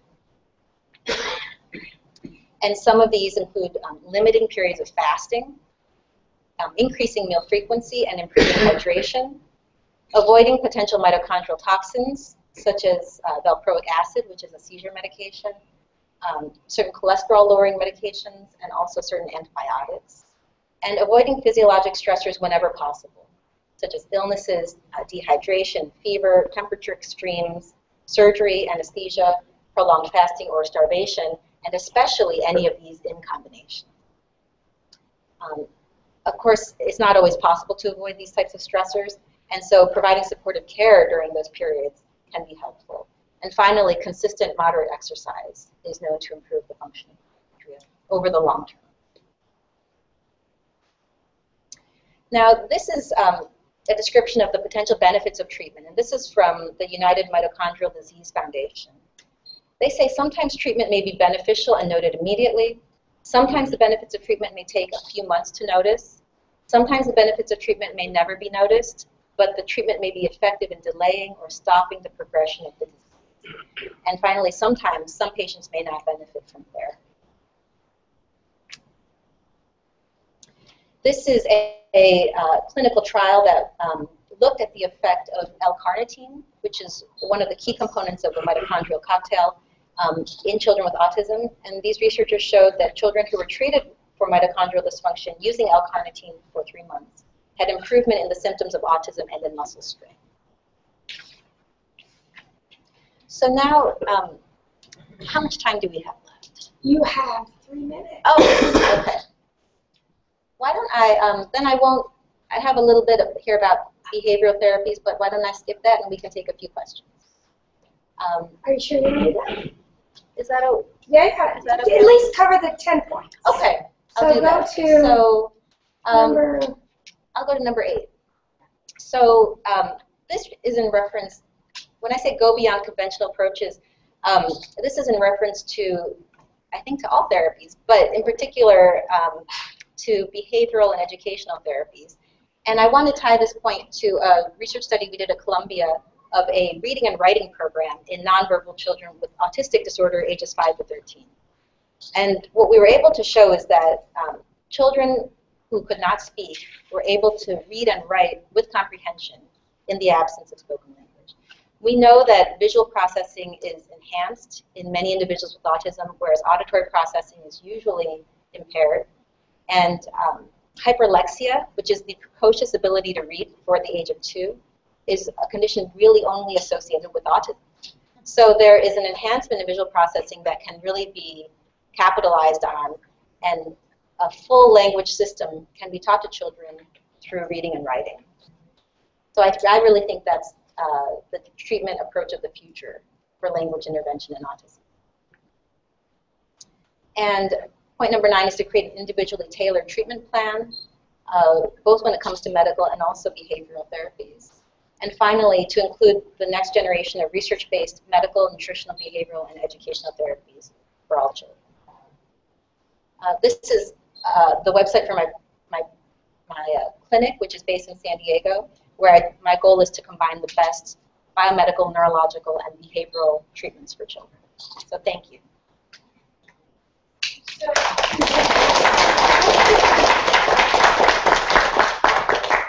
One quick question. In EEG, I took my child to Stanford to rule out any seizures, and they had him on the EEG for about 2 hours and said there was no unusual activity. It seems to me it wasn't very thorough, and I left there not being very convinced. So the question is, does the duration of EEG recording matter, and what is an optimal duration of recording.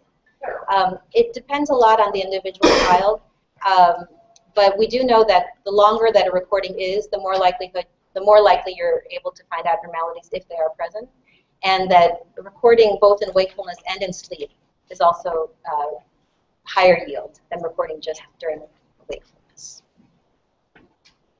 So are low carnitine levels in blood, my son has low carnitine levels in pharmaceutical carnitine. Is that one of the indicators of mitochondrial dysfunction? The question is low blood levels of carnitine an indicator of mitochondrial dysfunction? There was a study, I can't remember the year, I think it was published in 2004, that showed there was, the title of the study is Relative Carnitine Deficiency in Autism Spectrum Disorders. But in the study they showed that there is a lower level of carnitine in many of these children, and that is one of the lab tests that would point you toward mitochondrial dysfunction. And supplementing that carnitine, can that normalize the carnitine pathway over time? The question is, does supplementing carnitine improve the function of mitochondria and mitochondrial pathways over time? Right. So that's a question you probably would need to ask your physician, and who knows all the details of your child's history. But and it would involve repeat testing. Right. We have time for one more question while we trade out mics. Boy, can you come up, Dr. Dickman? Where'd you go? We're just going to do a quick introduction of L'Oreal. Yeah, she won't be around for the Q&A period, so maybe. Then let's. Who for sure has a question they just have to have answered? Raise your hand right now. 1, 2, 3, 4. That's it. 4 questions. If you didn't raise your hand, too late. You. Hi. There was a study published last fall linking topoisomerase inhibitors that might be given to infant or child or fetus during critical phases of neurodevelopment as being potentially causative of the abnormal brain development. And I'm wondering if you could just give an overview of what are those critical phases of neurodevelopment prenatally, and are there critical phases of brain neurodevelopment postnatally in the early postnatal period as well? Yeah, so the way to think about... Summarize question. The question is, could we review some of the critical phases of brain development during the prenatal and early postnatal period? And how they might be impacted to then lead to the symptoms of autism. So a quick overview, it's a pretty complicated question, but a quick overview of prenatal brain development is that the cells that will eventually become the neurons and the supporting cells in brain tissue proliferate, they differentiate so that they specialize into their different functions. They migrate to different parts of the brain, and then myelination occurs so that the pathways between parts of the brain become myelinated. They form a coating that allows communication to happen more rapidly. There's a very critical process that we think has been implicated in many studies of autism now as being impacted in autism, and that is a process of synaptic pruning, where synapses, which are the connections between neurons, they also proliferate, and they do so throughout brain development. And there is a balance between the proliferation of synapses and their pruning. And that process can be impacted by immune-mediated disturbances, so different antibodies or cytokines can in fact impact that process, both prenatally and also postnatally. I think that's it. I hope that's just a quick tour of brain development. I was in Miami, I studied Chinese medicine, and one of the molecules there is from Italy, MD, and he did air chambers for infants with autism. And he was very successful to basically reverse it totally. Now, I don't know, since you're the expert, I just want to get have you ever heard of anything like that? So the question is about air chambers for the treatment of autism. I haven't heard about that in particular, unless you're referring to hyperbaric oxygen therapy. Okay. So, Go quickly with that. Yeah, I would just say I'm not the expert. I'm probably not the right person to ask about that. So Okay, next question. Do you recommend brain scans for all the question is, are brain scans needed for all children with autism? Brain MRI scans in the vast majority of children with autism appear normal, and so they aren't helpful in planning for either prognosis or treatment. That's why they aren't done routinely at this time. But that may change in the future as our technology improves. I think that's everyone. There's one last question. Is that it? That's it. I have some information that I'll hand out to you as well with my contact information and some of the things that I talked about today. I just wanted to ask, is this work going on in the Boston area too? My grandson is in Boston. It is. It is. Children's Hospital. Children's Hospital, Massachusetts General Hospital, the Harvard Hospital and Research Institute. Yeah. Thank you, Dr. Go. Thank you so much. No break. Moving right on to Terry introducing Dr. Dittman. Hang on one sec, Terry. No break. 1 sec. Can you move to your X?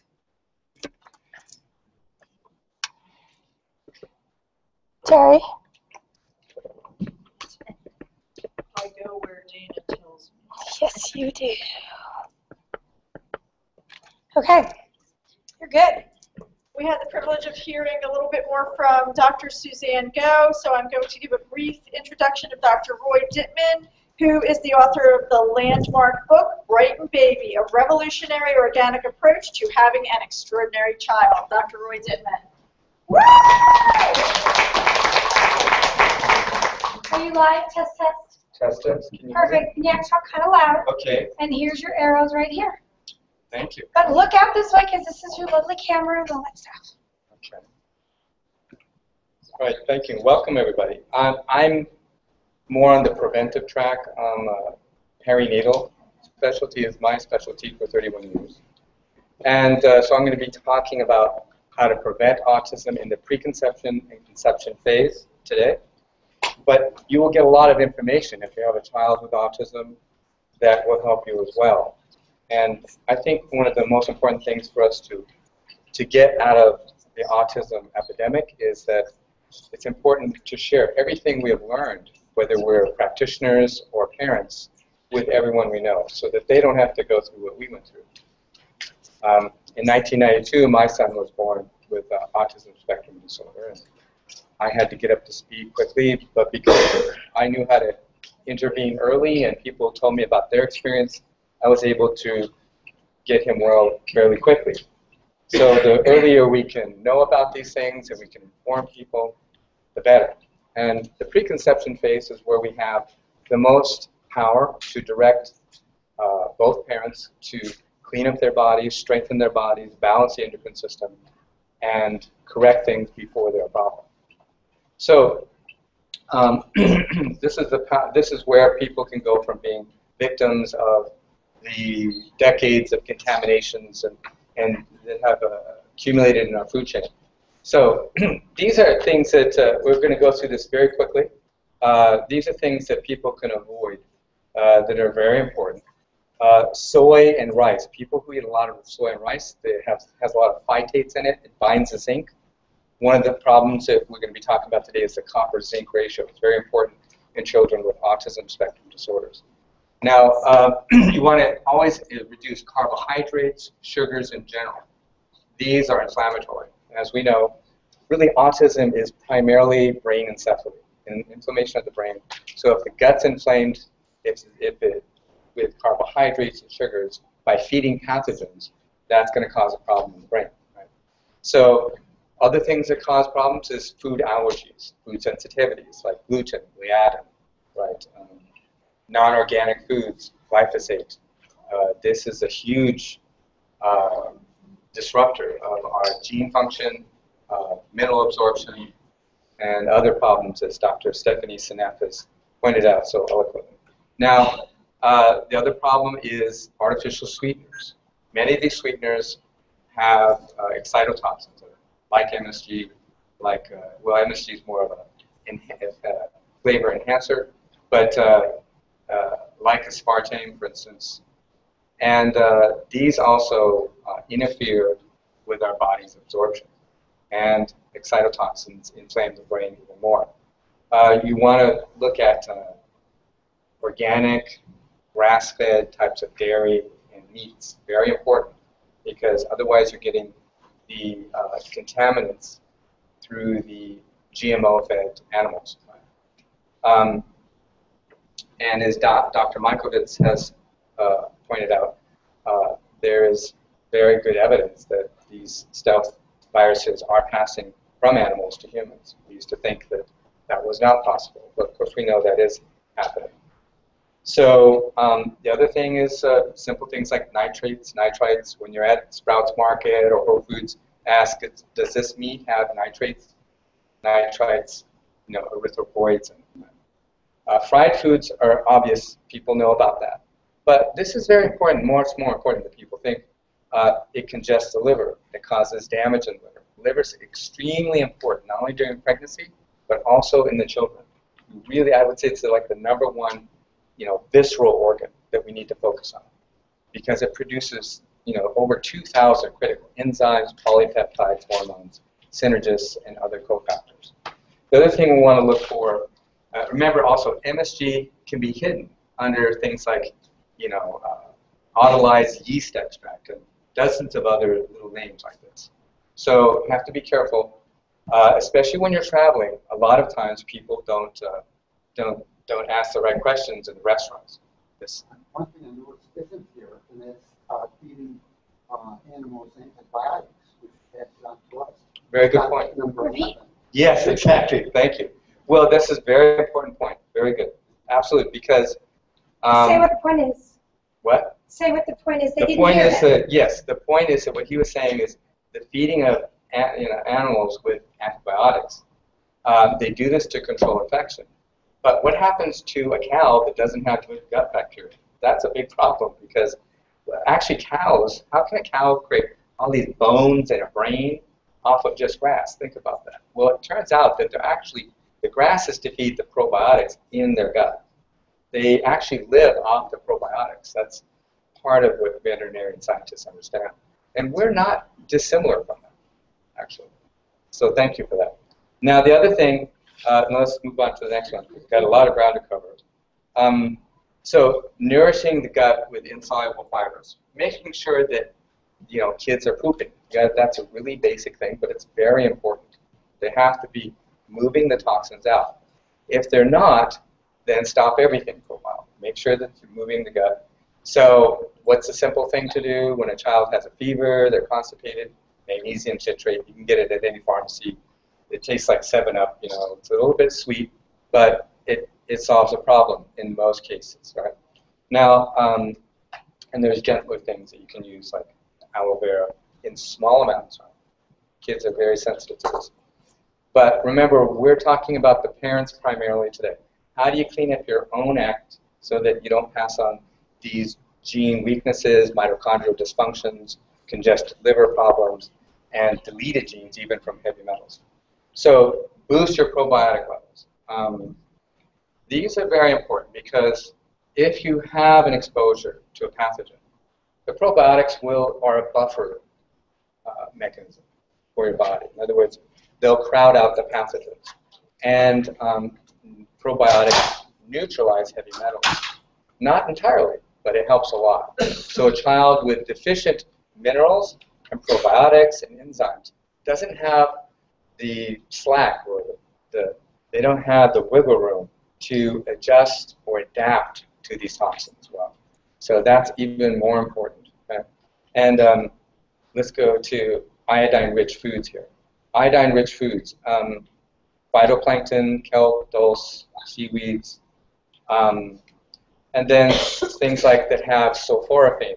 We want to open up these methylation pathways. Sulforaphane is rich in broccoli seed extracts. Okay? This is becoming big now. People are noticing it does other things like help liver function in general.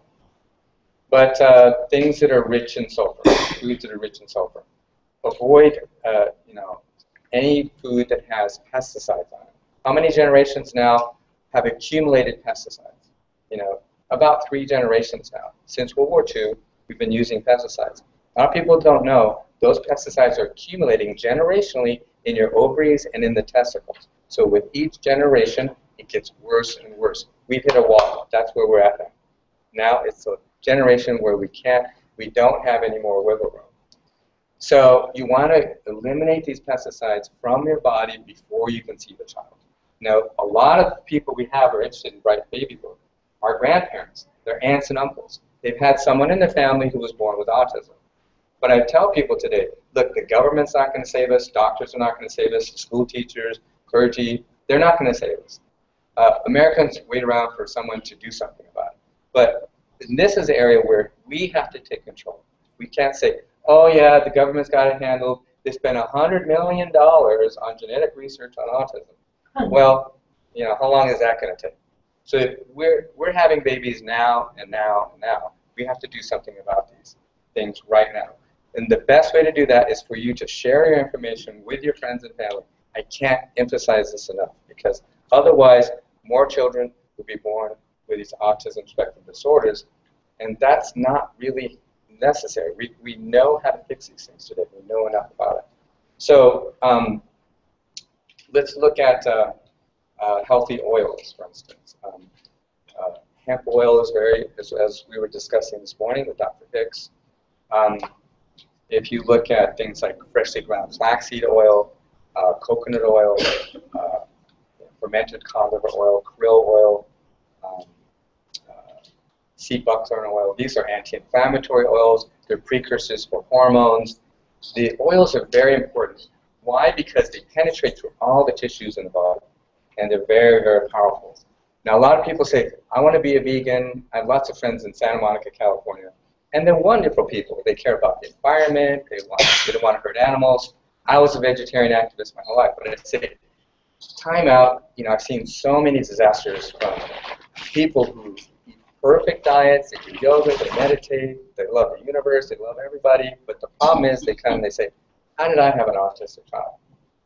And the reason why is because it's kind of a good diet for a monk. I was a monk for 10 years, and it was great when I was a monk. You're half out of your body part of the time. It's kind of cool. But you can do that when you're a monk. But when you're a parent, you got responsibilities. And the most important thing is you have to make hormones. Hormones are critical to the baby's fetal brain development. Critical. And for that, you need what? Anybody have any ideas? Yes, you need oils, you need fats. You need the kind of fats that are bound to minerals, proteins, in a kind of bioavailable way. We can't change evolution in one generation.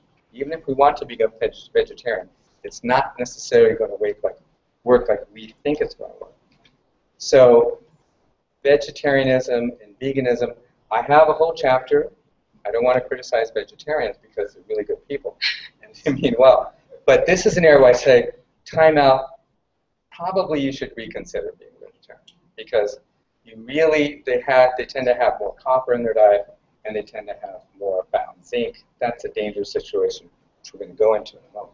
Now let's talk about the ratios and the relationship that minerals have to creating enzymes in the body, right? Okay. Now I'm going to go through some of this very quickly. One of the hidden factors in autism is copper. Now copper, when it oxidizes, turns into adrenochrome in the brain. It causes mental disorders. People can have full psychotic breaks when they have high copper and they're dehydrated, they don't sleep enough, they're under stress, they're taking drugs, they're exercising too much.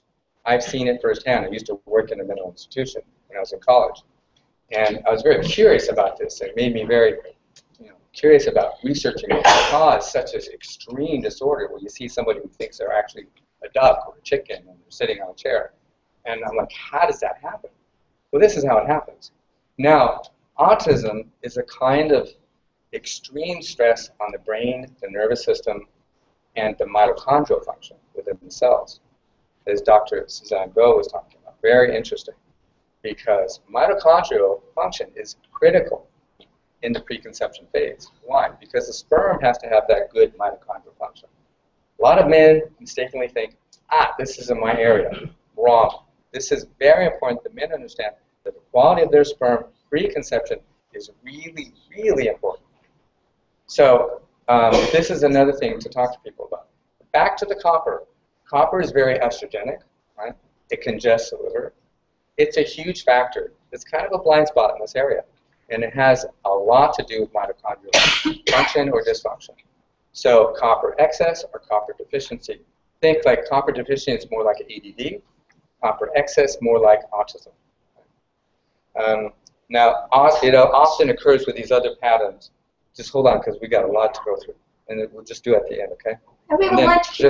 Then adrenal exhaustion usually occurs with this. So oftentimes, I can look at people's hair, blood, and urine results, and I can say they have some kind of adrenal stress, they have thyroid dysfunction, they have hypothalamic pituitary insufficiency. You can see it in the hormonal panels. This is not a good time to conceive. When people say, I can't conceive, can you get us pregnant? I'm like, I don't do that. I don't do infertility. Why? Because I have enough experience in 30 years knowing that you should listen to your body. So I said, what's your body trying to tell you? Let's find that out first, right? And don't get pregnant. Exactly. So I said, and invariably I test them. I say, well, you should definitely not get pregnant right now anyway, because you probably have a child with autism, or you would have a severe morning sickness, or you'd have a lot of complications. Don't do it right now. Let's clear out the heavy metals. Let's clear up the copper-zinc ratio imbalances and so forth. So the levels of the elements are important, and the ratios are even more important. That's the takeaway from this, okay? Now, and why is there so much high copper? Why has the copper toxicity in women gone from 5% to over 80%? A lot of reasons: copper pipes, birth control pills, stress in the environment, plasticizers, xenoestrogens, all kinds of reasons. Yes, thank you. 1975, they add to mercury fillings, they added copper, which increased the release of mercury into the nervous system. That's a big factor. Thanks, Dr. Kahn. So now, vitamin A. Vitamin A, these are things that can help your body function better. Liposomal C, the various B vitamins. Of course, we know about folinic acid and B12 are critical for methylation pathways. We hear this term a lot. What does methylation pathway mean to a parent? It means that your liver is functioning properly and that you and your baby can eliminate toxins efficiently. That's why it's so important. That's one of the reasons why it's so important. Why is vitamin D in sunlight important? Well, it turns on 1/10 of our genes. That's very important. So, and it makes sense, right? Human beings, we thrive in the sun. And sunlight is part of how we turn on our enzymes, how we switch on our brain. And things start working more in the sunlight. You ever gone to the beach for a day and you feel so relaxed, you go in the ocean, there's something about your sex drive goes up because you're getting a good growth hormone boost. That's all very important. You want to conceive a baby when you're in your optimal physiological state, not only physiological, but emotional, mental, and even spiritual state. So we like people to get in these high energy states, even getting in, we talk about tantric yoga, increasing the polarity between the couples. That's very important. The conductivity and the energy between the couple makes all the difference to make a powerful conception. And that original, embryo that forms from the sperm and egg coming together, all the blueprint is set at that point. So the energy and the intention you have and linguistic intention you have is very important. So we're gonna rush through this. You can get copies of this if you want. Okay. It's online on the video. Yeah, total body hygiene. This is an important distinction because one of the things that correlates to autism is chronic infections. Chronic infections, we know Patterson's work from USC, it has a lot to do with maternal infection and autism, right? Not only autism, but schizophrenia, bipolar disorders, and depression. So it's not only maternal infection, though. It's actually paternal, too. It's just that this research was easy to do. Now, what does that mean? It's all ear, nose, throat stuff. Almost everyone has some aspect. So we really go into the details of how to clean up all this stuff in your mouth, in your teeth, in your ears. This is virulent stuff, and it ends up where? In your reproductive tract for both men and women. So both men and women need to clean up all this junk, and it is really nasty stuff. We won't go into that right now. Clean it all up. Rebuild your gut. This is very important because why? You need to take the probiotics and the prebiotics. What are prebiotics? They're precursors. They're the food for the probiotics. And we talked about how the cow, the probiotics in the cow. Well, we're very similar. We need to have ample amounts. We have about 140 trillion cells in our gut if we're healthy, and 10 trillion human cells. And so what does that mean? It means that we're mostly foreign DNA. We co-evolved with these microbes. In the beginning, there was what? Seawater and microbes. And that tells you something. So if we have seawater and we have good microbes in our body, the biological terrain in our tissues is healthy, you're likely to have an extremely healthy baby. Right? Now, so rebuilding probiotic levels, and gut. You want a very eclectic strain. You want to have good, what I call exogenous strains that are from like soil and hot springs, very exotic. These are for like chemical detoxification. They neutralize chemical toxins in our body, and the dairy strains from cows and the ones that are unique to the human gut. There's actually ones that only live in the human gut. Those are the most powerful, but they actually happen to be the most fragile. Nature has it that the most powerful things in our body are also the most fragile. So what does that mean? It means that they're very susceptible to other factors. You can easily destroy these things. So now remember, we've been giving antibiotics to people for a long time. And because they've been used in a casual way, many people have really impaired gut bacteria. Now, this is a big deal. I'm not going to go into this, but because Dr. Mikovich, which you definitely want to stay for her lecture, it's very fascinating. This is a huge problem. Toxicity. Dr. William Steppe has been doing research here in LA. It's gone from 1 in 10,000 people who have toxicity to now 45 to 51% of LA County. And it's a very serious pathogen, and it's definitely correlated and causal with autism. And you can look at NAFTA. I can't go into why, but our food is not being inspected properly. You get a minute slide. Now, so reduce your exposure to pathogens.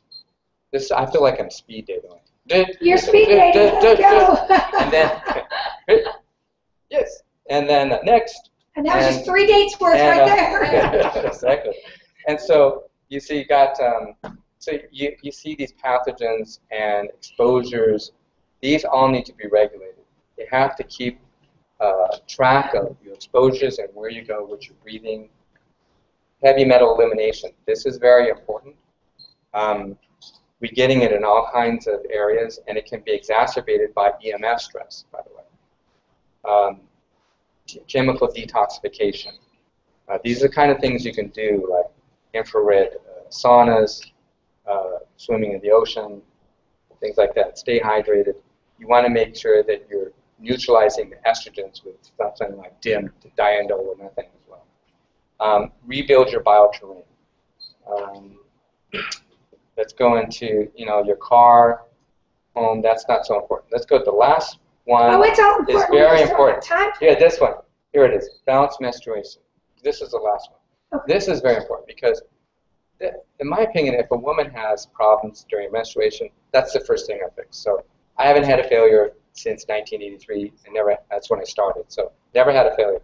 So what I see when women have symptoms of cramps or PMS or bloating or lower back pain, I fix all that so they just bleed every month.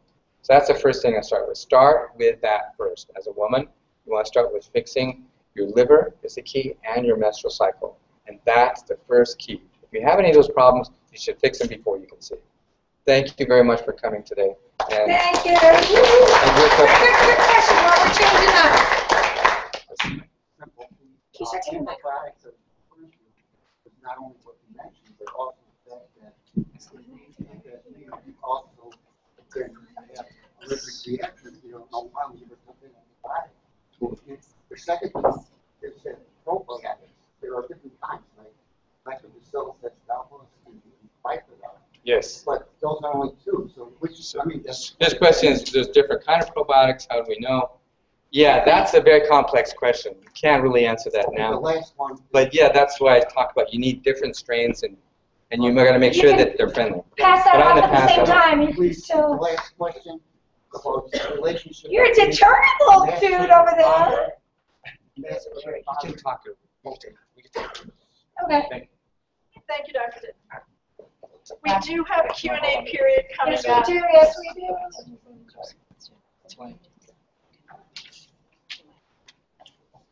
So you are.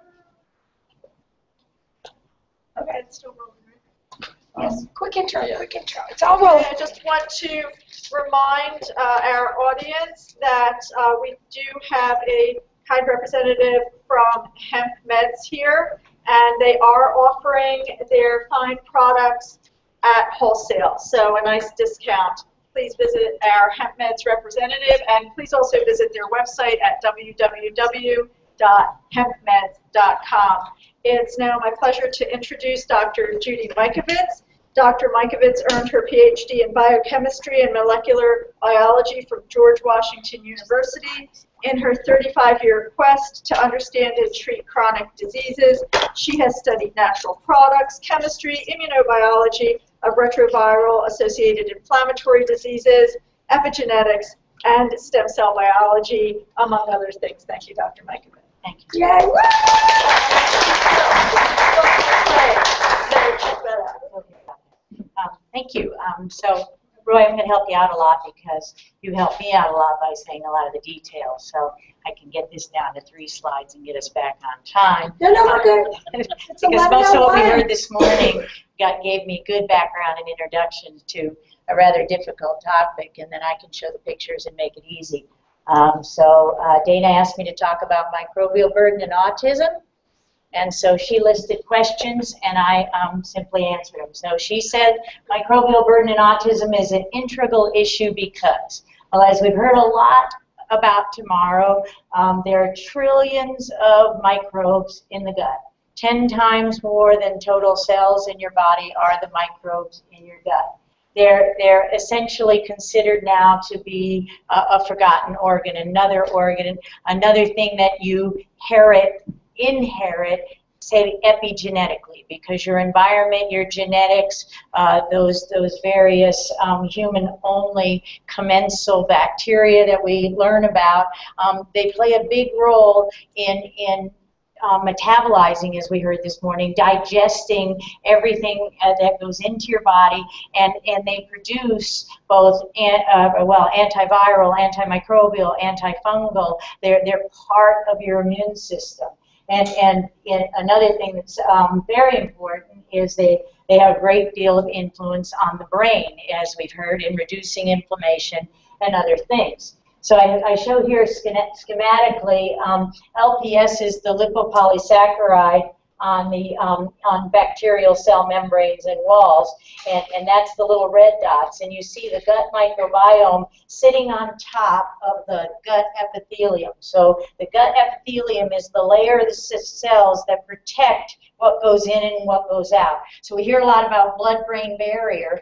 Well, we also have a gut brain and gut everything else barrier, and that's called tight junctions. And those tight junction endothelial cells, they regulate what goes in and what goes out.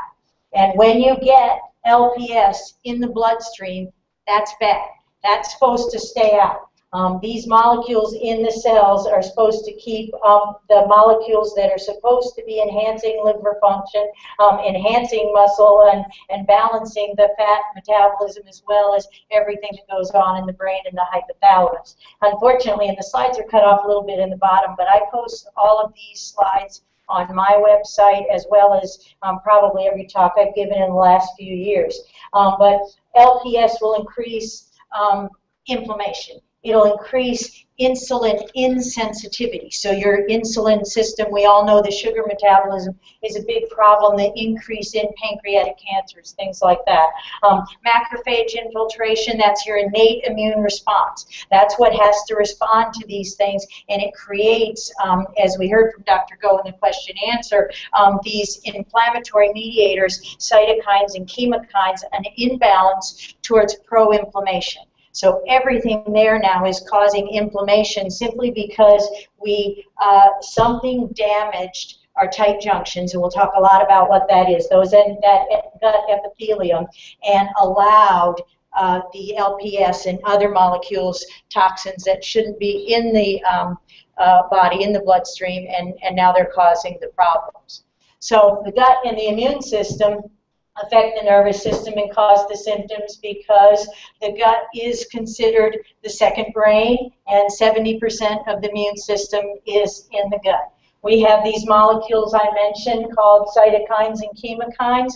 There are chemokines are trafficking molecules. They tell molecules where to go. They tell cells where to go. When you see inflammation in the brain, by these new imaging technologies, we can see inflammation in the brain, and that inflammation is causing these, is producing all of these products and chemicals. It's also, as you see, altering the balance of the composition.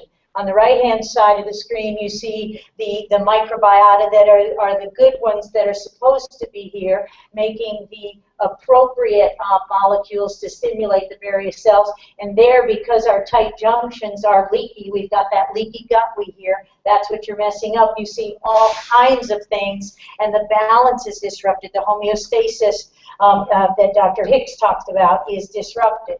Well, and then that signals back, all of those molecules signal back to the brain through the vagus nerve. Well, any infection of the vagus nerve is going to stimulate neuropathy, is going to cause amygdala problems, that anxiety, any infection whatsoever. And therefore, the whole limbic system, the mitochondria, of course, as we heard from Dr. Go, actually are damaged by infections. And then also damaged by the treatments of those infections. So where you can, you have to balance that. And this is a big part of the problem. So if those of you don't know what XMRV is called xenotropic murine leukemia-related retrovirus. And it's pivotal because what we found in this study with this retrovirus that had been discovered in men with aggressive prostate cancer with a defect in a part of the immune system that degrades RNA viruses, we found evidence. I come to this, I'm a cancer research scientist who had been doing drug development and cancer research in prostate cancer since 1980, since I started, and also in acquired immune deficiency syndrome, HIV/AIDS. So when we found our study, we started in chronic fatigue syndrome, and we looked at families. Chronic fatigue syndrome is very much a mitochondrial disease, and a disease of energy, a disease of chronic active infections. Many of the things we're seeing in the moms, we're seeing in the kids. So as Dr. Dittman just said, you know, if you have familial things going on with chronic fatigue syndrome, fibromyalgia, ALS, Parkinson's, cancers, particularly hormone-related cancers, colon cancers, things like that, you're starting to look at immune dysfunction. One of the primary immune markers that we see and we can test for is one called CD57. It's on a cell called a natural killer cell. Natural killer cells do two things. They control, they kill tumor cells and they kill virus-infected cells. That's disrupted across the board in every one of these diseases. So we started looking at the families with the profound problems in chronic fatigue syndrome, chronic Lyme disease, and these aggressive prostate cancers. And what did we see? We saw more of an increase in autism and the same immune dysfunctions by immune profiling we saw in the parents and in the families, we saw in the kids. So what was really important about this study is we had an antibody test that was validated across every positive and every negative study that showed an envelope protein. What looked to your immune system, like the envelope of a gamma retrovirus, a type of retrovirus, was seen an antibody in every single patient where we saw this immune dysfunction.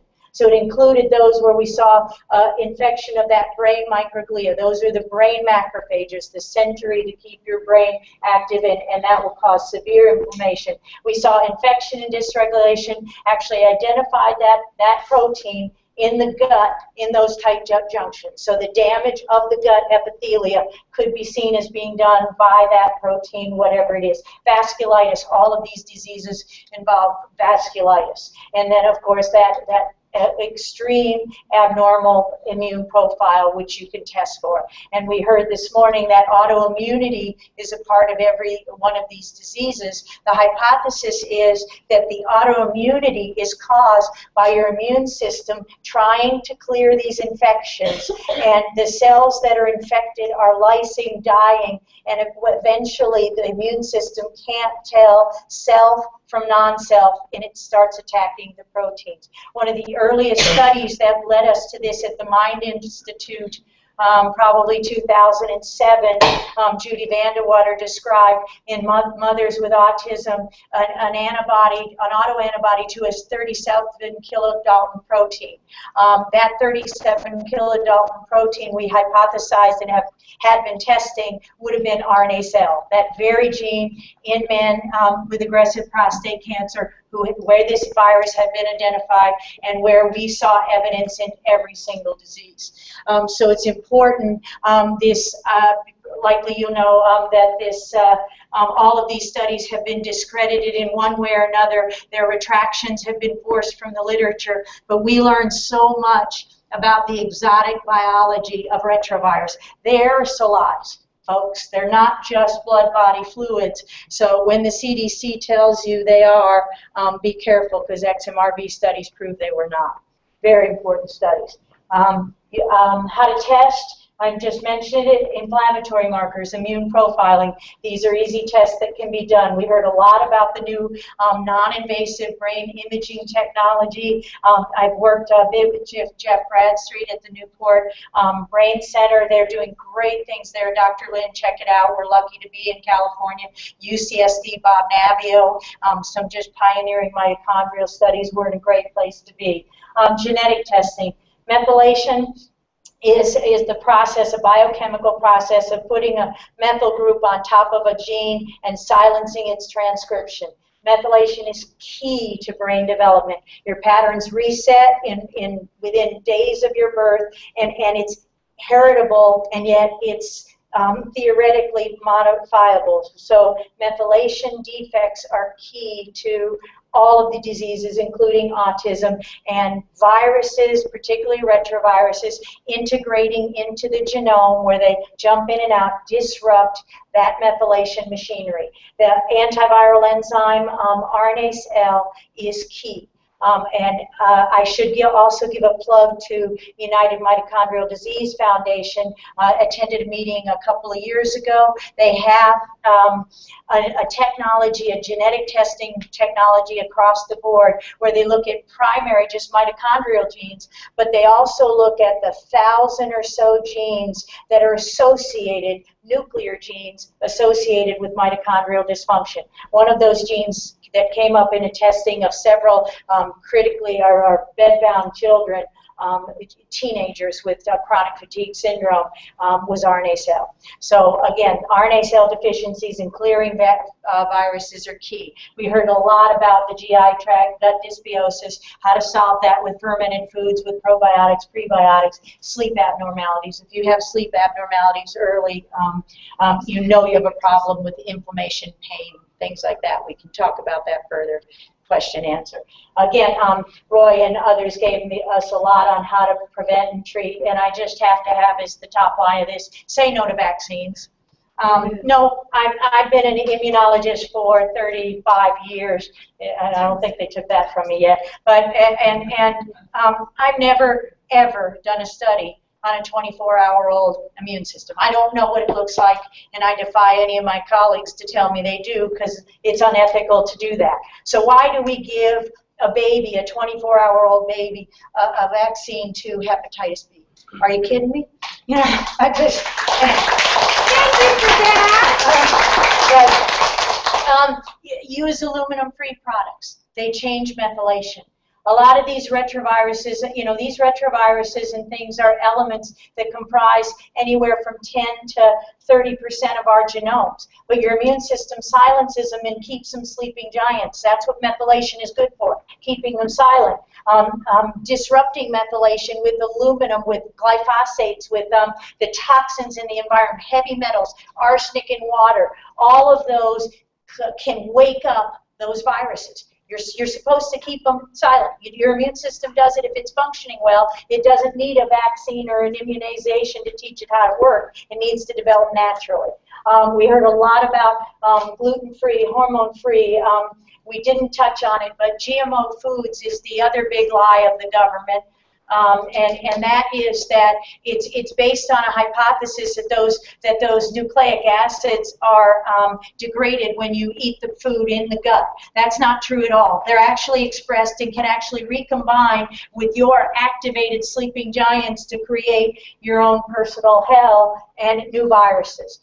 Those new viruses can be generated in any vaccine that goes through an animal cell. Any animal cell we ever had in our lab. That was the other big lesson of XMRV, is that you can actually be creating and have in those viruses, in those vaccine, replication competent infectious retroviruses you're giving your kids. So on and on. Reduce EMF exposure. Energies. These energies disrupt those gut-tight junctions. Turn it off. It creates inflammation. So keep those out of the room so you get restorative, functional sleep for your kids. I had to ask somebody else to tell me this because I don't have children. So what can you look for in your child? When they're babies, look for parasites. This is an immune deficiency in these kids. So you shouldn't have diapers with problems with visible parasites with stool discoloration. The rotavirus vaccine will actually lead to worm infestation in your kids. So if anybody's had that. Look for, as we heard, regular bowel movements. Your kids aren't constipated. Smell it. The bacteria, you can smell bacteria. There's a huge difference between healthy stools and non-healthy stools. And as I mentioned, these frequent chronic infections, flu-like malaise. When your kids are in pain and have these flu-like symptoms, they're not going to move around like a healthy kid, an active kid, and that's a sign. I'd never give a kid with any flu-like symptoms different medicines. Be careful about antibiotic use. I mean, obviously, things like Lyme disease and Babesia, the parasites are going up and up and up while the CDC tells you they don't exist. So at some point you have to treat these infections, particularly if your kids have a totally dysfunctional immune system. Would you especially caution them about Tylenol when they're sick with a fever? Yes, never. I don't use Tylenol. I use non-steroidal anti-inflammatory drugs. Myself, Aleve. I love Celebrex. It was a great drug, but we need to know who to use drugs in. Celebrex also has antiviral activities as well. So finally, what you can do to improve, so easy thing, make sure your home is mold-free. Borax, simple 1,000 mule team or 100 mule team, what was it? Borax has a dilute boron solution, and boron will bind toxins of all kinds and clear them from the environment, and it's non-reactive. So in your laundry machine, in your sink, clothes, insecticidal, antifungal, antiviral, antiseptic. Stay indoors on chemtrail days. We live in California. You can see them spray. It's horrible, but it's what they're doing. And some of those, Dr. Lipton confirmed that some of what they're spraying is chlamydia. That's great. Use soap, not antimicrobial hand sanitizers of anything. Educate your kids' immune systems naturally. Childhood diseases that aren't fatal don't need to be immunized against. We develop a healthy immune system by, as Roy said, walking the beach, be on the ocean, exposing our skin. Don't lather a kid with sunscreen when you walk out the door. Get an hour. It's not going to kill them. 10. Yeah, 10, whatever. Can you quickly speak to the antimicrobial and hand sanitizers, the why of it? Just take a minute. The why of it is resistance. You're not killing the bugs, and you're developing bugs that don't care about that. So you actually are thinking you're doing more, and you're not doing anything at all. Soap, micelles, tears up everything, always has. Great. You know, so the antimicrobial soap is actually making resistant. It works. Correct. Perfect. And many studies have been done by high school kids on that. So it's legitimate. The same as antibacterial? Yeah. Thank you. Microbacteria, viruses, anything, something smaller than you can see. Political obstruction. So the commercial is www.playthebook.com. I've got these postcards out there. I know that Brian Hooker is going to talk here in a keynote address where I now know that the long and the short of the CDC's the discovery of the CDC's obstruction in a paper involving MMR safety is what happened to me was the government was trying so hard to make XMRV go away. They said, put your name on these papers, deny your data, retract your data, you're a fraud, you're in jail. When we refused, you know, criminal charges, jail, bankruptcy, end of research career.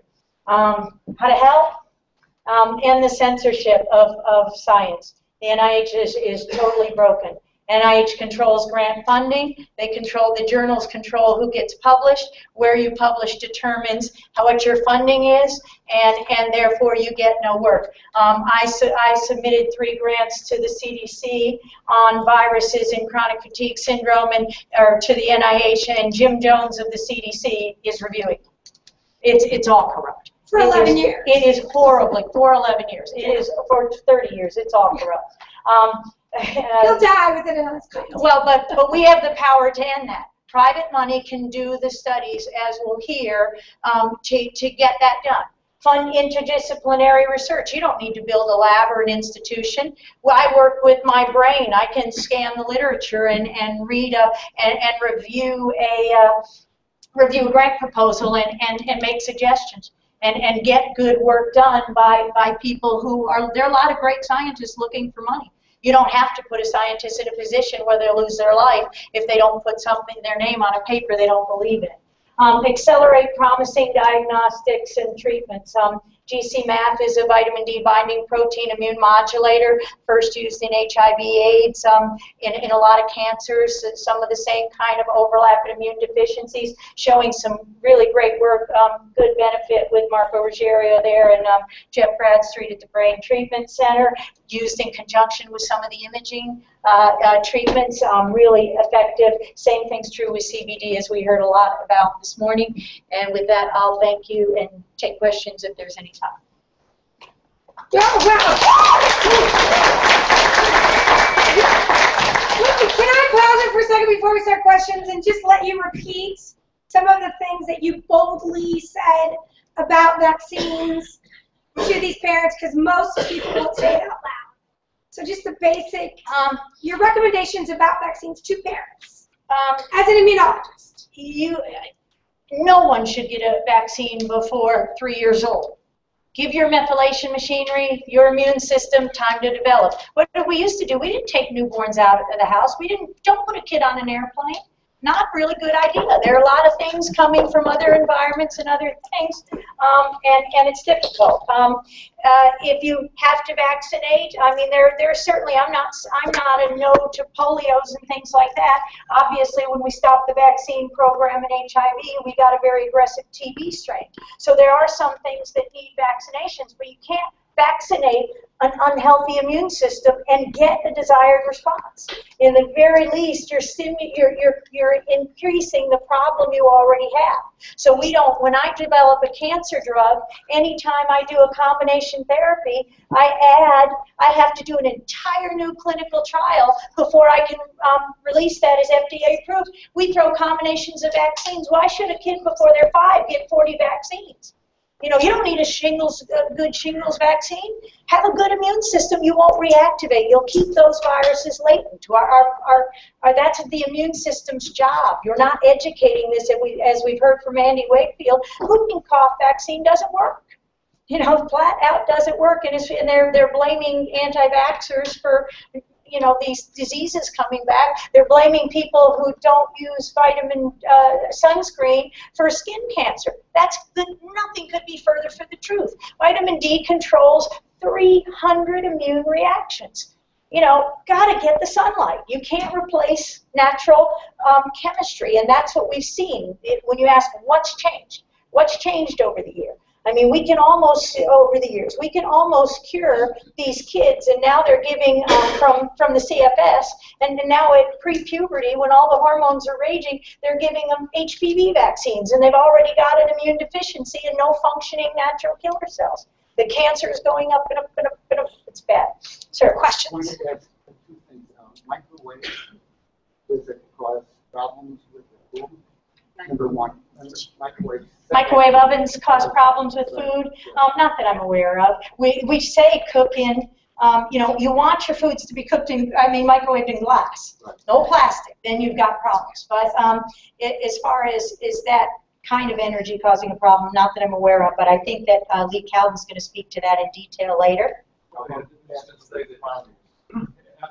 Davy found a study about 20 years ago, 15 or 20 years ago, where they microwave food that has protein in it, found that 30% of the levorotatory amino acids converted to dextrorotatory amino acids within 3 minutes. What that means is you disrupted the proteins, and you're not getting the proteins you think, and it's not being absorbed, as we heard Dr. Dittman said. So the answer is yes. Microwaving food. Go ahead with those cast iron skillets on the stove. We only have a couple more minutes. We want to get a couple other questions in, then we'll come back to you. Okay, who else has questions? Right here. So I was just wondering if you would advocate testing Th1, Th2 shift before giving any inoculation, no matter what age, and if you would also advocate maybe testing detoxification pathways so that all the adjuvants would be cleared, because I think there's a population that couldn't handle it no matter what age they are.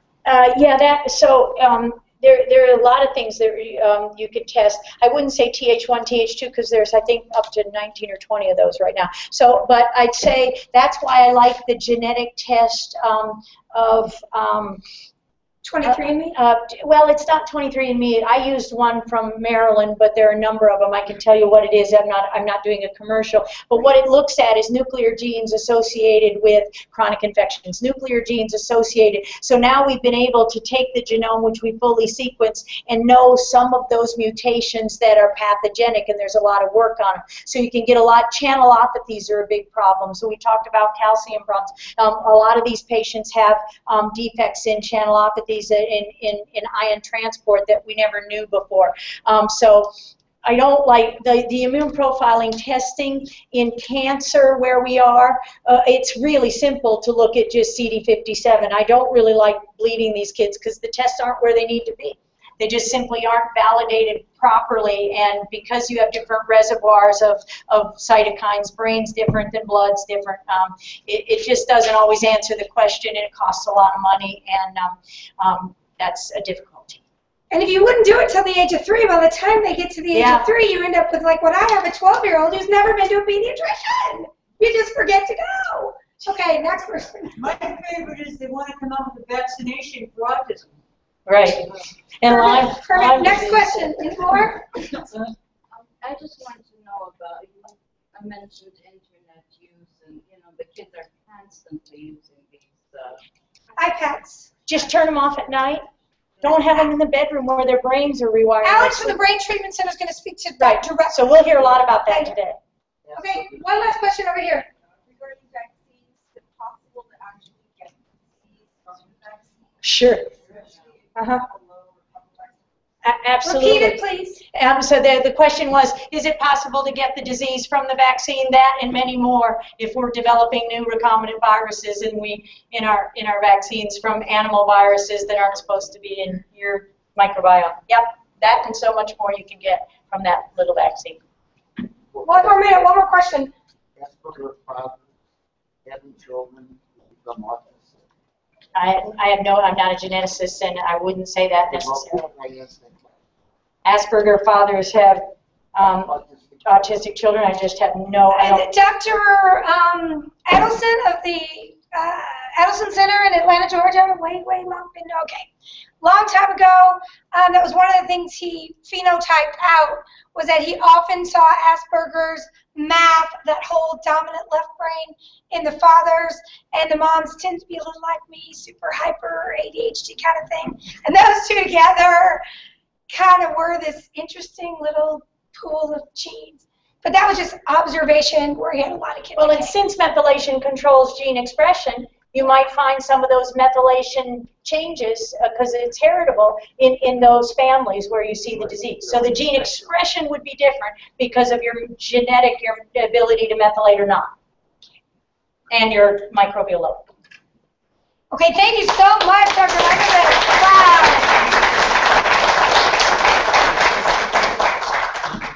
So we're going to take a 12-second break. Well, we can go.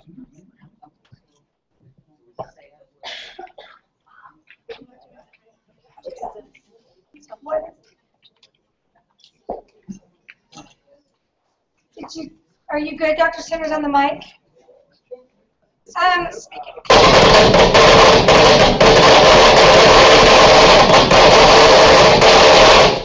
with me. Okay, so it might be more than 11-second break.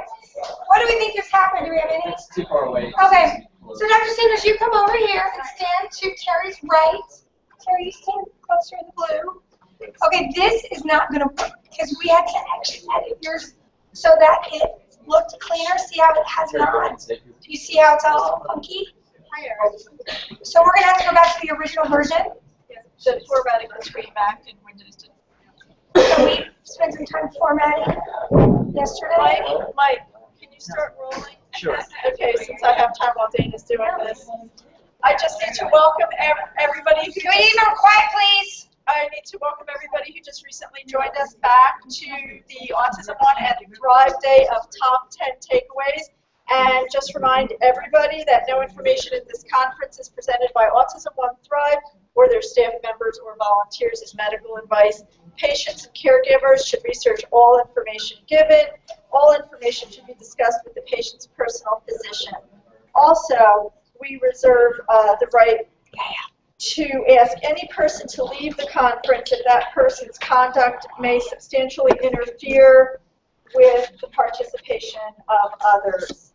And no audio recording, video recording, or photography is permitted without advance written permission from AutismOne. We thank you in advance for respecting that.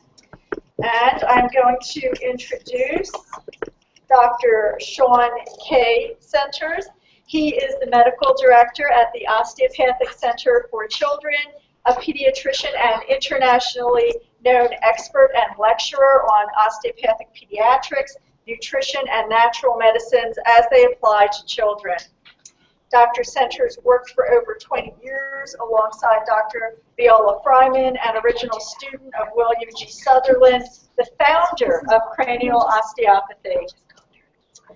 Dr. Centers practices at the Osteopathic Center for Children, which is in San Diego, which is close to where this particular conference today is being held. And if your back is bothering you, he would be an excellent, excellent resource. Thank you, Dr. Centers. Great, thank you.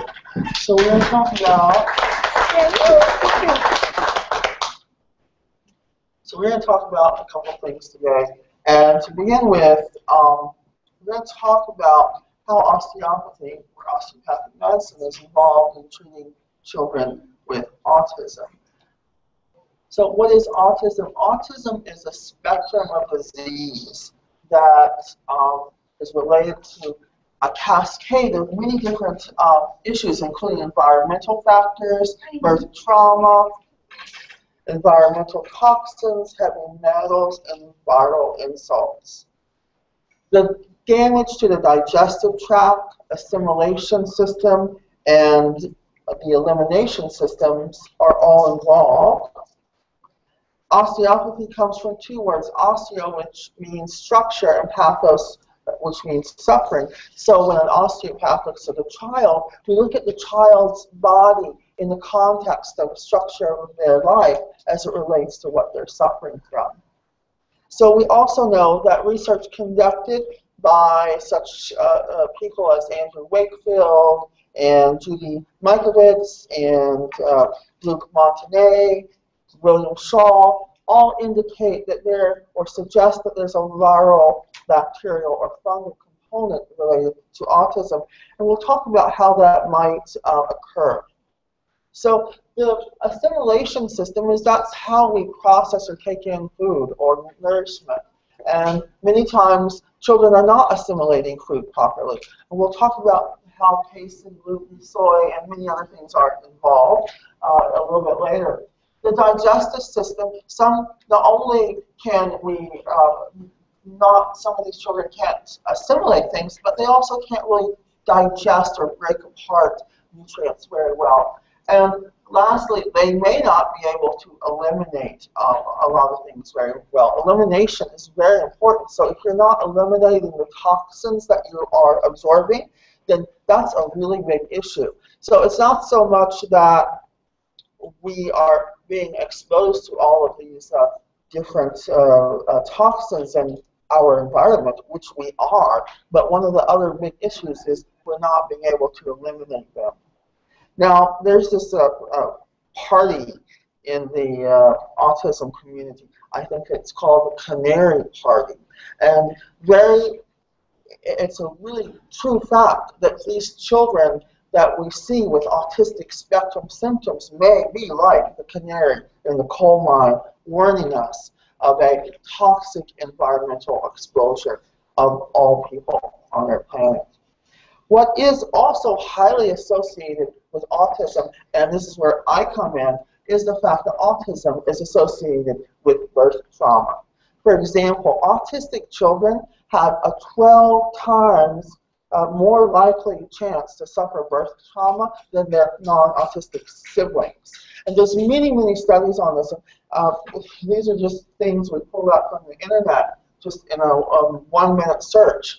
One of the big studies was a study that they did in Britain, in London, in which they looked at this hospital that had this huge increase in autism rate. And what they found is when they looked at this hospital, they found that every single birth in this particular hospital was actually a scheduled C-section, because that's the way the hospital did it. We know that there's a high association with cesarean section and birth trauma. And therefore, this is an area that, unfortunately, in the autism community sometimes is ignored. A very large Scandinavian study was looking at trying to find a connection between autism and a gene. And they did a multi-center meta-analysis involving 100,000 children, and they could find no genetic association. That doesn't mean there's not necessarily a genetic association, but they didn't find one. But what they did find was that there was a very high correlation with birth trauma and the development of autistic symptoms. So what happens to children that would predispose them to having autistic-like symptoms? And when I say autistic-like symptoms, I'm not sure that autism is an actual disease. I think it's a complex of symptoms that results from many different traumas in children's environments. So as the head descends into the pelvis during a normal delivery, the presenting part, the pubic bone, exerts pressures upon the head, and this causes the skull, in some cases, if the forces are too great, to be molded or changed. And if these forces in the pelvis exceed the forces in the tissue, then the baby's head becomes misshapen or traumatized. If these strains are not treated, they become dysfunction. In both the cesarean section and the vaginal deliveries, infants' necks can be hyperextended. The occiput, which is the bone at the base of the skull, can be hyperextended over the atlas. And what this does is this causes a cascade of muscular problems at the very base of the skull. This base of the skull we call the occiput. And the occiput contains a little hole, and I'll show you this in a second if I can find a good picture, a little hole that exits several different things. This hole not this big hole, but there are two smaller holes, one on each side, called the jugular foramen. And the jugular foramen contains, obviously, the jugular vein, and cranial nerves 9, 10, and 11. Now, cranial nerve 10 is very important. Cranial nerve 10 is called the vagus nerve. And the vagus nerve is the chief parasympathetic nerve within the body. And it has a number of different functions. Let me see if I can find a slide for you that shows those functions. So this is actually kind of describing when the occiput is pushed forward because the neck is hyperextended, this vertebrae pushes into this little space, which we call the jugular foramen. The vein, which is symbolized by this blue hole, and the nerve, cranial nerves 9, 10, and 11, are compressed. Cranial nerve 10 goes to several different places. It goes to the heart. It has a small contribution to heart rate. It goes to the lungs, but its big role in the body is the intestines. So the major effect that occurs when you have extra stimulation to this nerve is that the intestines start to contract. So you have this early history of colic or irritability within the baby. Oftentimes the baby fails to sleep. They suck poorly. And then what eventually happens is you have this change in the intestines themselves. There are immune cells in the intestines. So we these cells secrete something called secretory IgA. And secretory IgA protects your immune system in your intestines. But if the intestines are contracting too rapidly, that secretory IgA is prevented from being produced. And therefore, you fall susceptible to things like viruses. One virus that you may fall susceptible to is the measles virus, which is what Dr. Wakefield in 1998 first described as the autistic enterocolitis. Another thing that the vagus nerve is very, very involved in is something called the amygdala.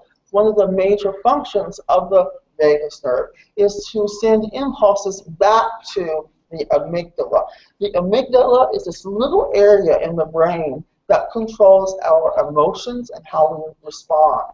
So if you look at this, back in the 1990s, toward the late 1990s, Dr. Rimland down in San Diego started describing autism as a spectrum of disease. So he envisioned, for example, seizure disorder may be at the one far end of the spectrum, and then you may have hyperactivity kind of in the middle, or you have Asperger's, and then you have classic autism. And when we look at how these disorders or these different conditions that have been described respond or play a role in brain function, particularly if we look at EEGs, electroencephalograms, then we see that there's certain commonalities. And the one commonality that you see in all of these disorders is involvement of the amygdala.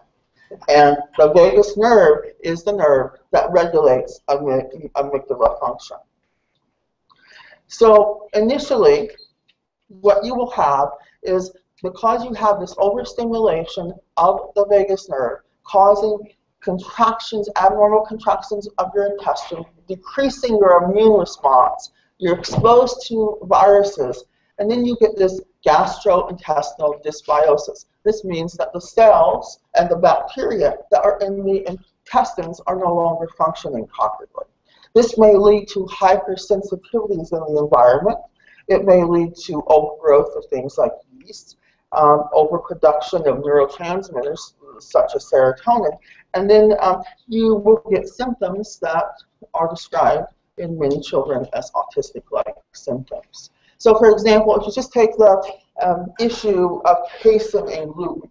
Now, part of that casein and gluten issue is because the proteins have changed over the past 50 years. Like back in the 1960s, almost all the cows in the United States were Guernsey cows.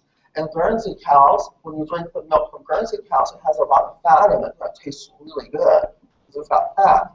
But back in the 60s, they said people don't need to eat fat, right? Because it's going to cause you heart disease. So what we need to do is we need to have the cows producing less fat in their milk.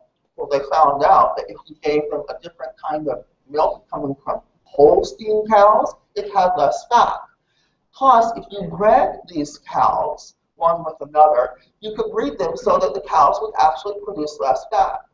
And that's why we went to so-called 2% milk.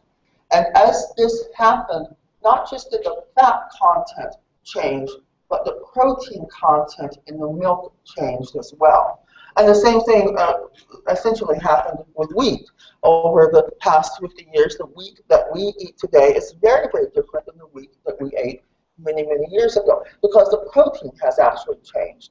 So then you start exposing these children who have already been compromised from birth trauma and toxins in their environment to these proteins that the whole human race has never been exposed to before, and then you start getting these symptoms. So we talk about when you take some milk or you take some wheat, the saliva in your mouth actually starts the digestion process. So for example, you take a bite of wheat, bread. The protein will actually start to be dissolved slowly in your saliva, but once it gets to your stomach, there's an acid in the stomach. It's called hydrochloric acid. And hydrochloric acid will split the protein into two little parts. Those are called peptides. And then the peptides go into your intestines, and there are enzymes in your intestine, especially the last part of your intestine, which break the peptides apart into amino acids, and then your body absorbs them. Well, the problem is, if your intestine is not working, those peptides are never broken apart, and they go right into your blood. There's a second problem. If they go right into your blood, the body doesn't know how to use those peptides because they haven't been broken down. So when the peptides haven't been broken down, then they will bump up against things like opiate receptors. And this opiate receptor stimulation will cause increases in a brain chemical called serotonin. Now, serotonin was discovered back in the 1950s, and what they found was that when you increased the amount of serotonin, you got certain changes in your behavior. First, if it was just a little bit of serotonin, that's okay, because you just kind of mellow out. So that's why people like to take Prozac, because it mellows out your serotonin levels. But then if you take too much Prozac, or you get too much opiate stimulation and your serotonin level is too high, then you start having very rapid thoughts. Your thoughts go from thought to thought to thought. It's very difficult to concentrate. You're trying to hold on to just the environment, but everything around you is too stimulating. And then what they found, if you give a person really high doses of serotonin, they actually start to see colors around lights. And then they kind of start to hallucinate and go into a very self-focused state. By the way, people up at Berkeley read about these studies, which were done on medical students in Israel, and they said this is really cool. It would be nice to have people go into these self-focused states. And so they came up with a drug that mimics this. Do you know what that drug is? It's like mushrooms. It's called lysergic acid diethylamide, which is LSD, and that was how LSD came about. So when you massively, though, increase these serotonin levels, you start being unable to respond to your environment. So your ability to respond and your ability to understand becomes less and less and less. And that's what we see oftentimes described in the children with autism. So one of the things that starts this cycle is this initial birth trauma. The connective tissue that's around the area at the base of the skull that gets compressed, it's called fascia. And sometimes what happens is that if that fascia is injured, it becomes really tight and hard, like a rock even. And it will not resolve the trauma that has occurred to it. So it will continue in that position until it's actually addressed. And many times it's never addressed and it lasts for a lifetime. So animal studies show us that when we use certain types of manipulation or physical means to try to stretch those tightened fascial planes, what happens is that although you will get some relief based on the type or method of stimulation, you may not resolve the problem. So for example, if you use ultrasound or you use massage or certain types of physical therapy or chiropractic, which are very fast in the way they address the fascial strains, they'll relieve the muscle problem, but the fascial strain will stay there, and so the problem will come back. Because the fascia and the muscles are responsible for positioning of the bones in the body, restricted fascia will actually cause the posture to change. And you can even see this in a very newborn baby.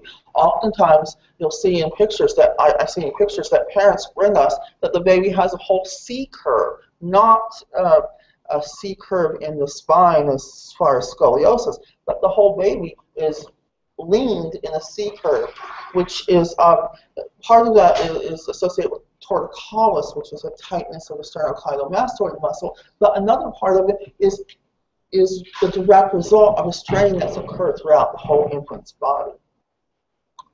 So we use gentle manipulation to resolve these strains. So cranial osteopathy is a gentle treatment that's applied by a highly trained physician. It can achieve very dramatic results in many children. Pediatric cranial osteopathy is an even more specialized field. It's not physical therapy or craniosacral therapy or chiropractic, and it's best applied by someone who's really trained in these methodologies to resolve these underlying strains within the connective tissue. Of course, as a practitioner of osteopathic medicine, we believe that the mind, the body, and the spirit play a very important role in any of the symptoms that we see in a child. Osteopathy teaches us that all factors must be examined when we design a total and comprehensive treatment approach for the whole child. So we talked about this cascade of dysfunction that oftentimes starts with initial birth trauma. It goes on or progresses to viral insults, which cause dysfunctions in the intestine, including overgrowth of C. difficile or Clostridia. It can include overgrowth of Candida. It can result in the body's inability to digest such things as casein and gluten. It may cause increased opiate production and serotonin levels being very high, and then the symptoms that you see that are described frequently as autistic-like.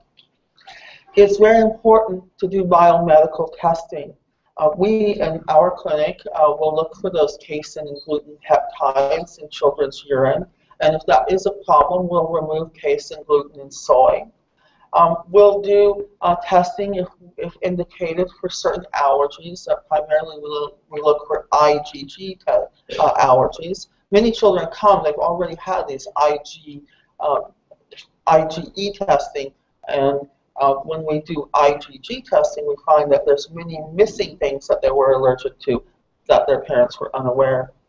Organic acid testing is very, very important, and it can give us a clue as to whether there's high levels of yeast or bad bacteria or oxalates or other issues within the child. We also feel it's very important to look for heavy metals. These are a significant cause of disruption within the brain, and if we can find these heavy metals and treat them, then we can resolve many of the conditions that we see. Genomic testing, testing the genes themselves are also important. So one of the things that I would advise as the very first step if you have a child with autism is to eliminate these genetically modified organisms. You know, some of these genetically modified proteins, like the ones that you find in wheat, they actually cause your intestine to produce insecticides, for example, Roundup. So in the genetically modified wheat, the wheat itself produces its own insecticide, primarily a brand name marketed component called Roundup. And they have found that what can happen is that either the bacteria or the fungus, most commonly the fungus, the Candida, actually incorporates that genetic sequence into itself, and it starts producing that insecticide inside the baby's intestine or the child's intestine.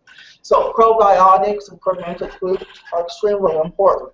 So one of the very first steps that you can do is just eliminate all genetically modified organisms.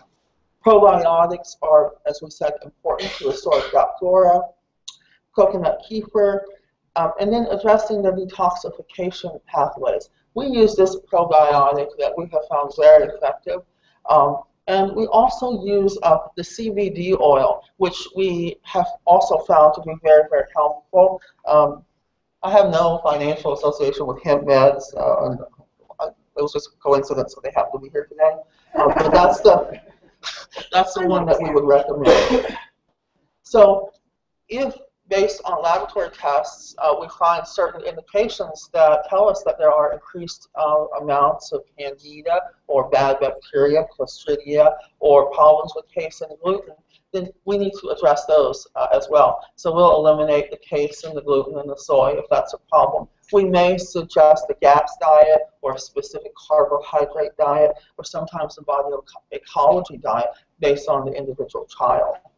Fermented foods are very important, again, with the omega-3, 6, and 9 in a proper ratio, the CBD oil. We often use herbs in their practice. This particular herb we found to be very, very helpful for autistic children, especially those who have seizures. It's called ear and nerve tincture.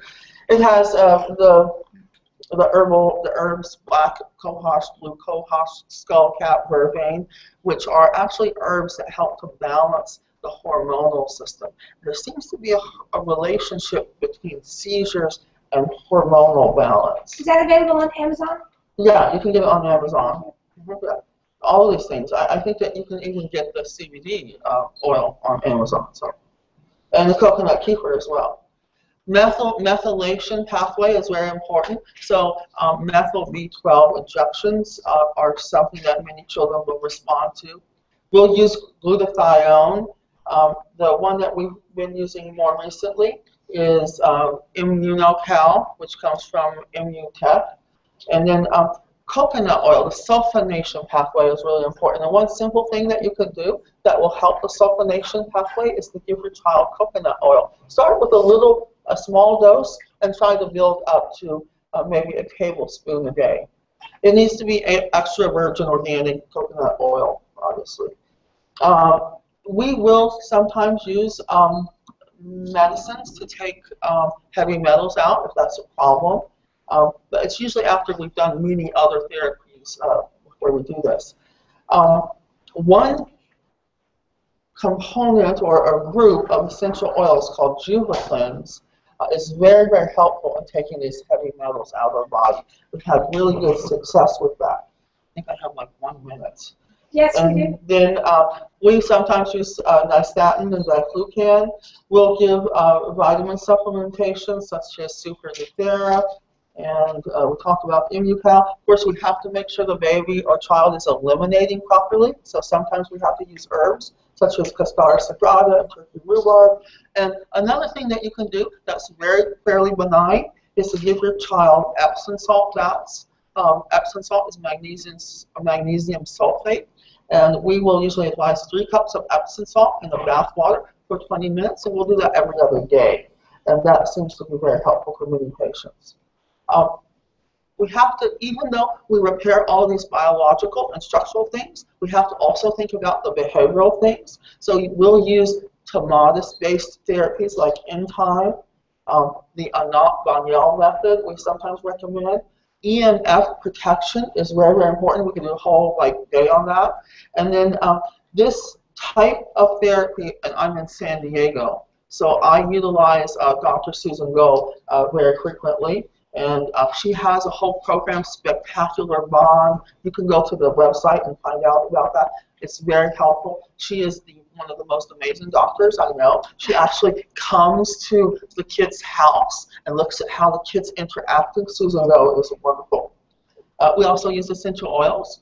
And let me see, actually, number 10, autism spectrum is a complex multi-system dysfunction best managed by highly trained practitioners like mothers who are familiar with many treatments and modalities that are familiar with the holistic, the non-holistic, and are knowledgeable about all of these different things. Doing some of these therapies without proper guidance could be dangerous, or they just wouldn't be effective.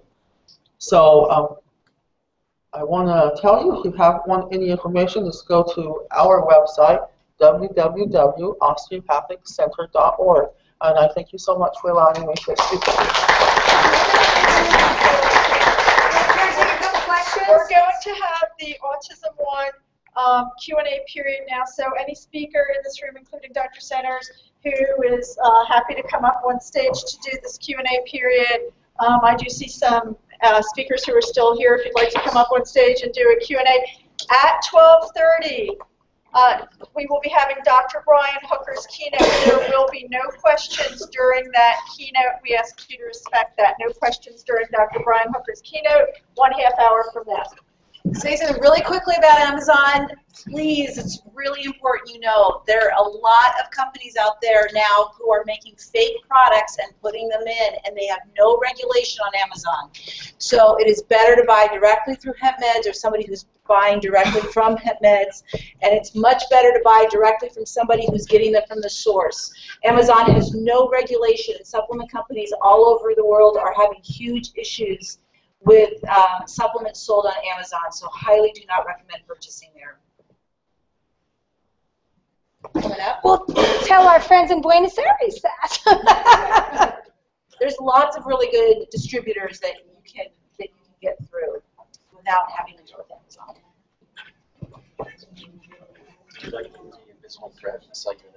Oh, no. Are we doing any Q&A with Terry? You're doing Q&A. Fill in the blank, you're standing in front of it. I did change. I'm in a different wardrobe now. Oh, thank you for that on the supplements because it's very bad. Okay, if you have a question, raise your hand high. And we'll start with Tim Boland. Okay, party people. Either start dancing or let's ask a question. Okay, Tim Boland, you go. Dr. Centers, is this on your website? Is this available to see this presentation again on your website? No, I think it's being recorded. Is that It's right? being recorded, but no, this is the one we don't have permission to share. Well, this is like your presentation is what, PowerPoint? Yes. And is it on your website? No, it's not on my website. We'll get it to you, Tim. Probably on AutismOne, YouTube, wherever Dana has them. So we will get that information. All the videos are available at nowinautism.com. They'll be on AutismOne, they'll be on Thrive. But let's focus on getting some. I want them to, in fact, you just take over. You're the moderator. You make it happen. You, me right now. You get it done. Got it. Because I need to get ready. Can you tell me a little bit about what you've learned about schizophrenia in the young adult? Well, usually schizophrenia is a similar cause of what we know about it so far. We see a similar pattern as in autism spectrum disorders, depression, bipolar disorders, in that these children usually have, and their parents usually have high copper to zinc ratios, and that also have chronic infection. So these two things we know have a correlation, but also what Dr. Centers was presenting also is very important. This stress on the vagus nerve, and when parents have these structural problems that inhibit liver function and brain function, and there's stress on the brain in both parents, that then the children inherit that. So a lot of things, one of the blind spots, and I'm glad you covered this, Dr. Centers, is the structural component.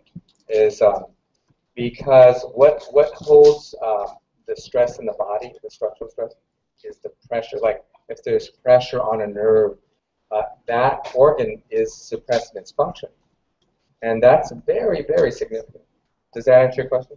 Yeah. Okay. The infection is very important.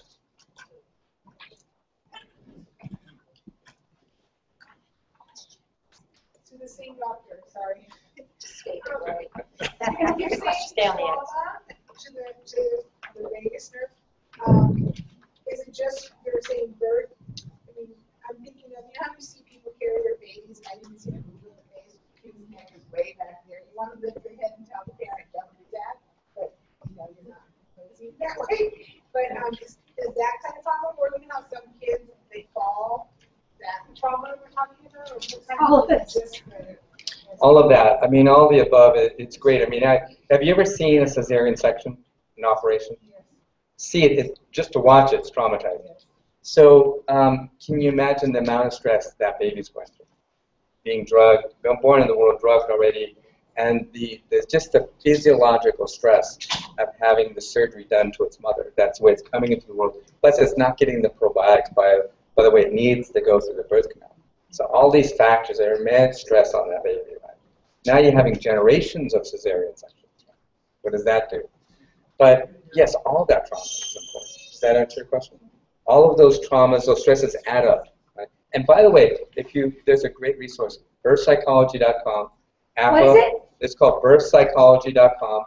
These are therapists, doctors, scientists from all over the world who've been doing this since the early 80s, researching birth trauma stress, and they like Dr. Centers, they're a great resource for all kinds of research and therapies and ways to unwind that stress on the baby. It's beautiful to watch these babies who kind of unwind the stress. With Dr. Centers' work is much more powerful. He's very humble, but what he's doing is very powerful when you see how they put their hand on the baby's skull. And I also studied with Dr. Fryman. That work is very much more powerful than you think. And when you see it with your own baby, it's profound.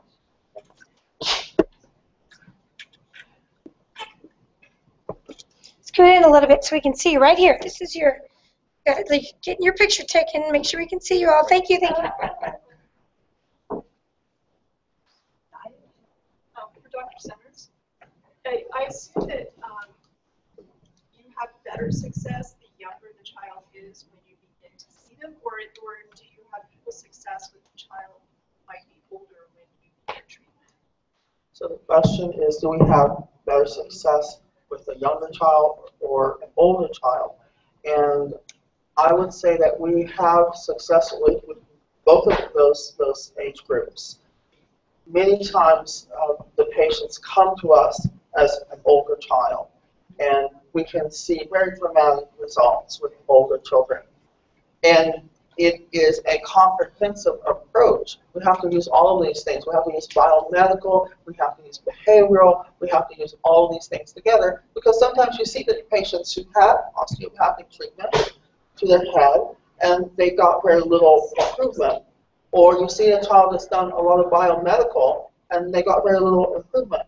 But then you do the osteopathic and suddenly that child that had the biomedical treatment suddenly makes dramatic improvement. Or you start doing the biomedical to that child who only had the osteopathic part of it, and you again see this dramatic improvement. So it's a whole thing. You have to address each component. And we do see very dramatic results in older kids. And that's really exciting when you have a 9-year-old or a 12-year-old who never spoke and then starts speaking. And that's why we do this. My sister described it physically, kind of very low muscle tone, and the oscar suggested I had syndrome. So your child is very loosey-goosey, hypotonic. Okay. Yeah. And my question is, could it be something like what you're describing? Because he tested his timing. He thought it was So they were the person that was seeing your child was thinking about Marfan's syndrome, a pediatrician. So, of course, Marfan's syndrome is a genetic disorder, and it's something that you would think of in a child that may be hypotonic, but probably that was just one of the list of many, many things that your pediatrician was thinking of. Hypotonia can have many different causes, including the mitochondrial component that Dr. Gold talked about today. It can also involve the cranium, the brain itself, and trauma at the time of birth. And hypotonia is a characteristic of autistic children.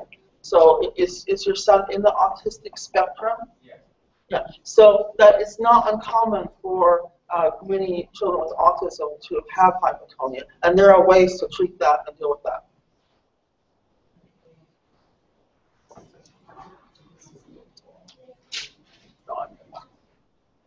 Okay. Everybody should just go have lunch. So that's it, then we're back at 12:30. Yeah, that's good. Thank you. All right, thank you. Be back at 12:30, it's going to be exciting. Yeah. I always get freaked out.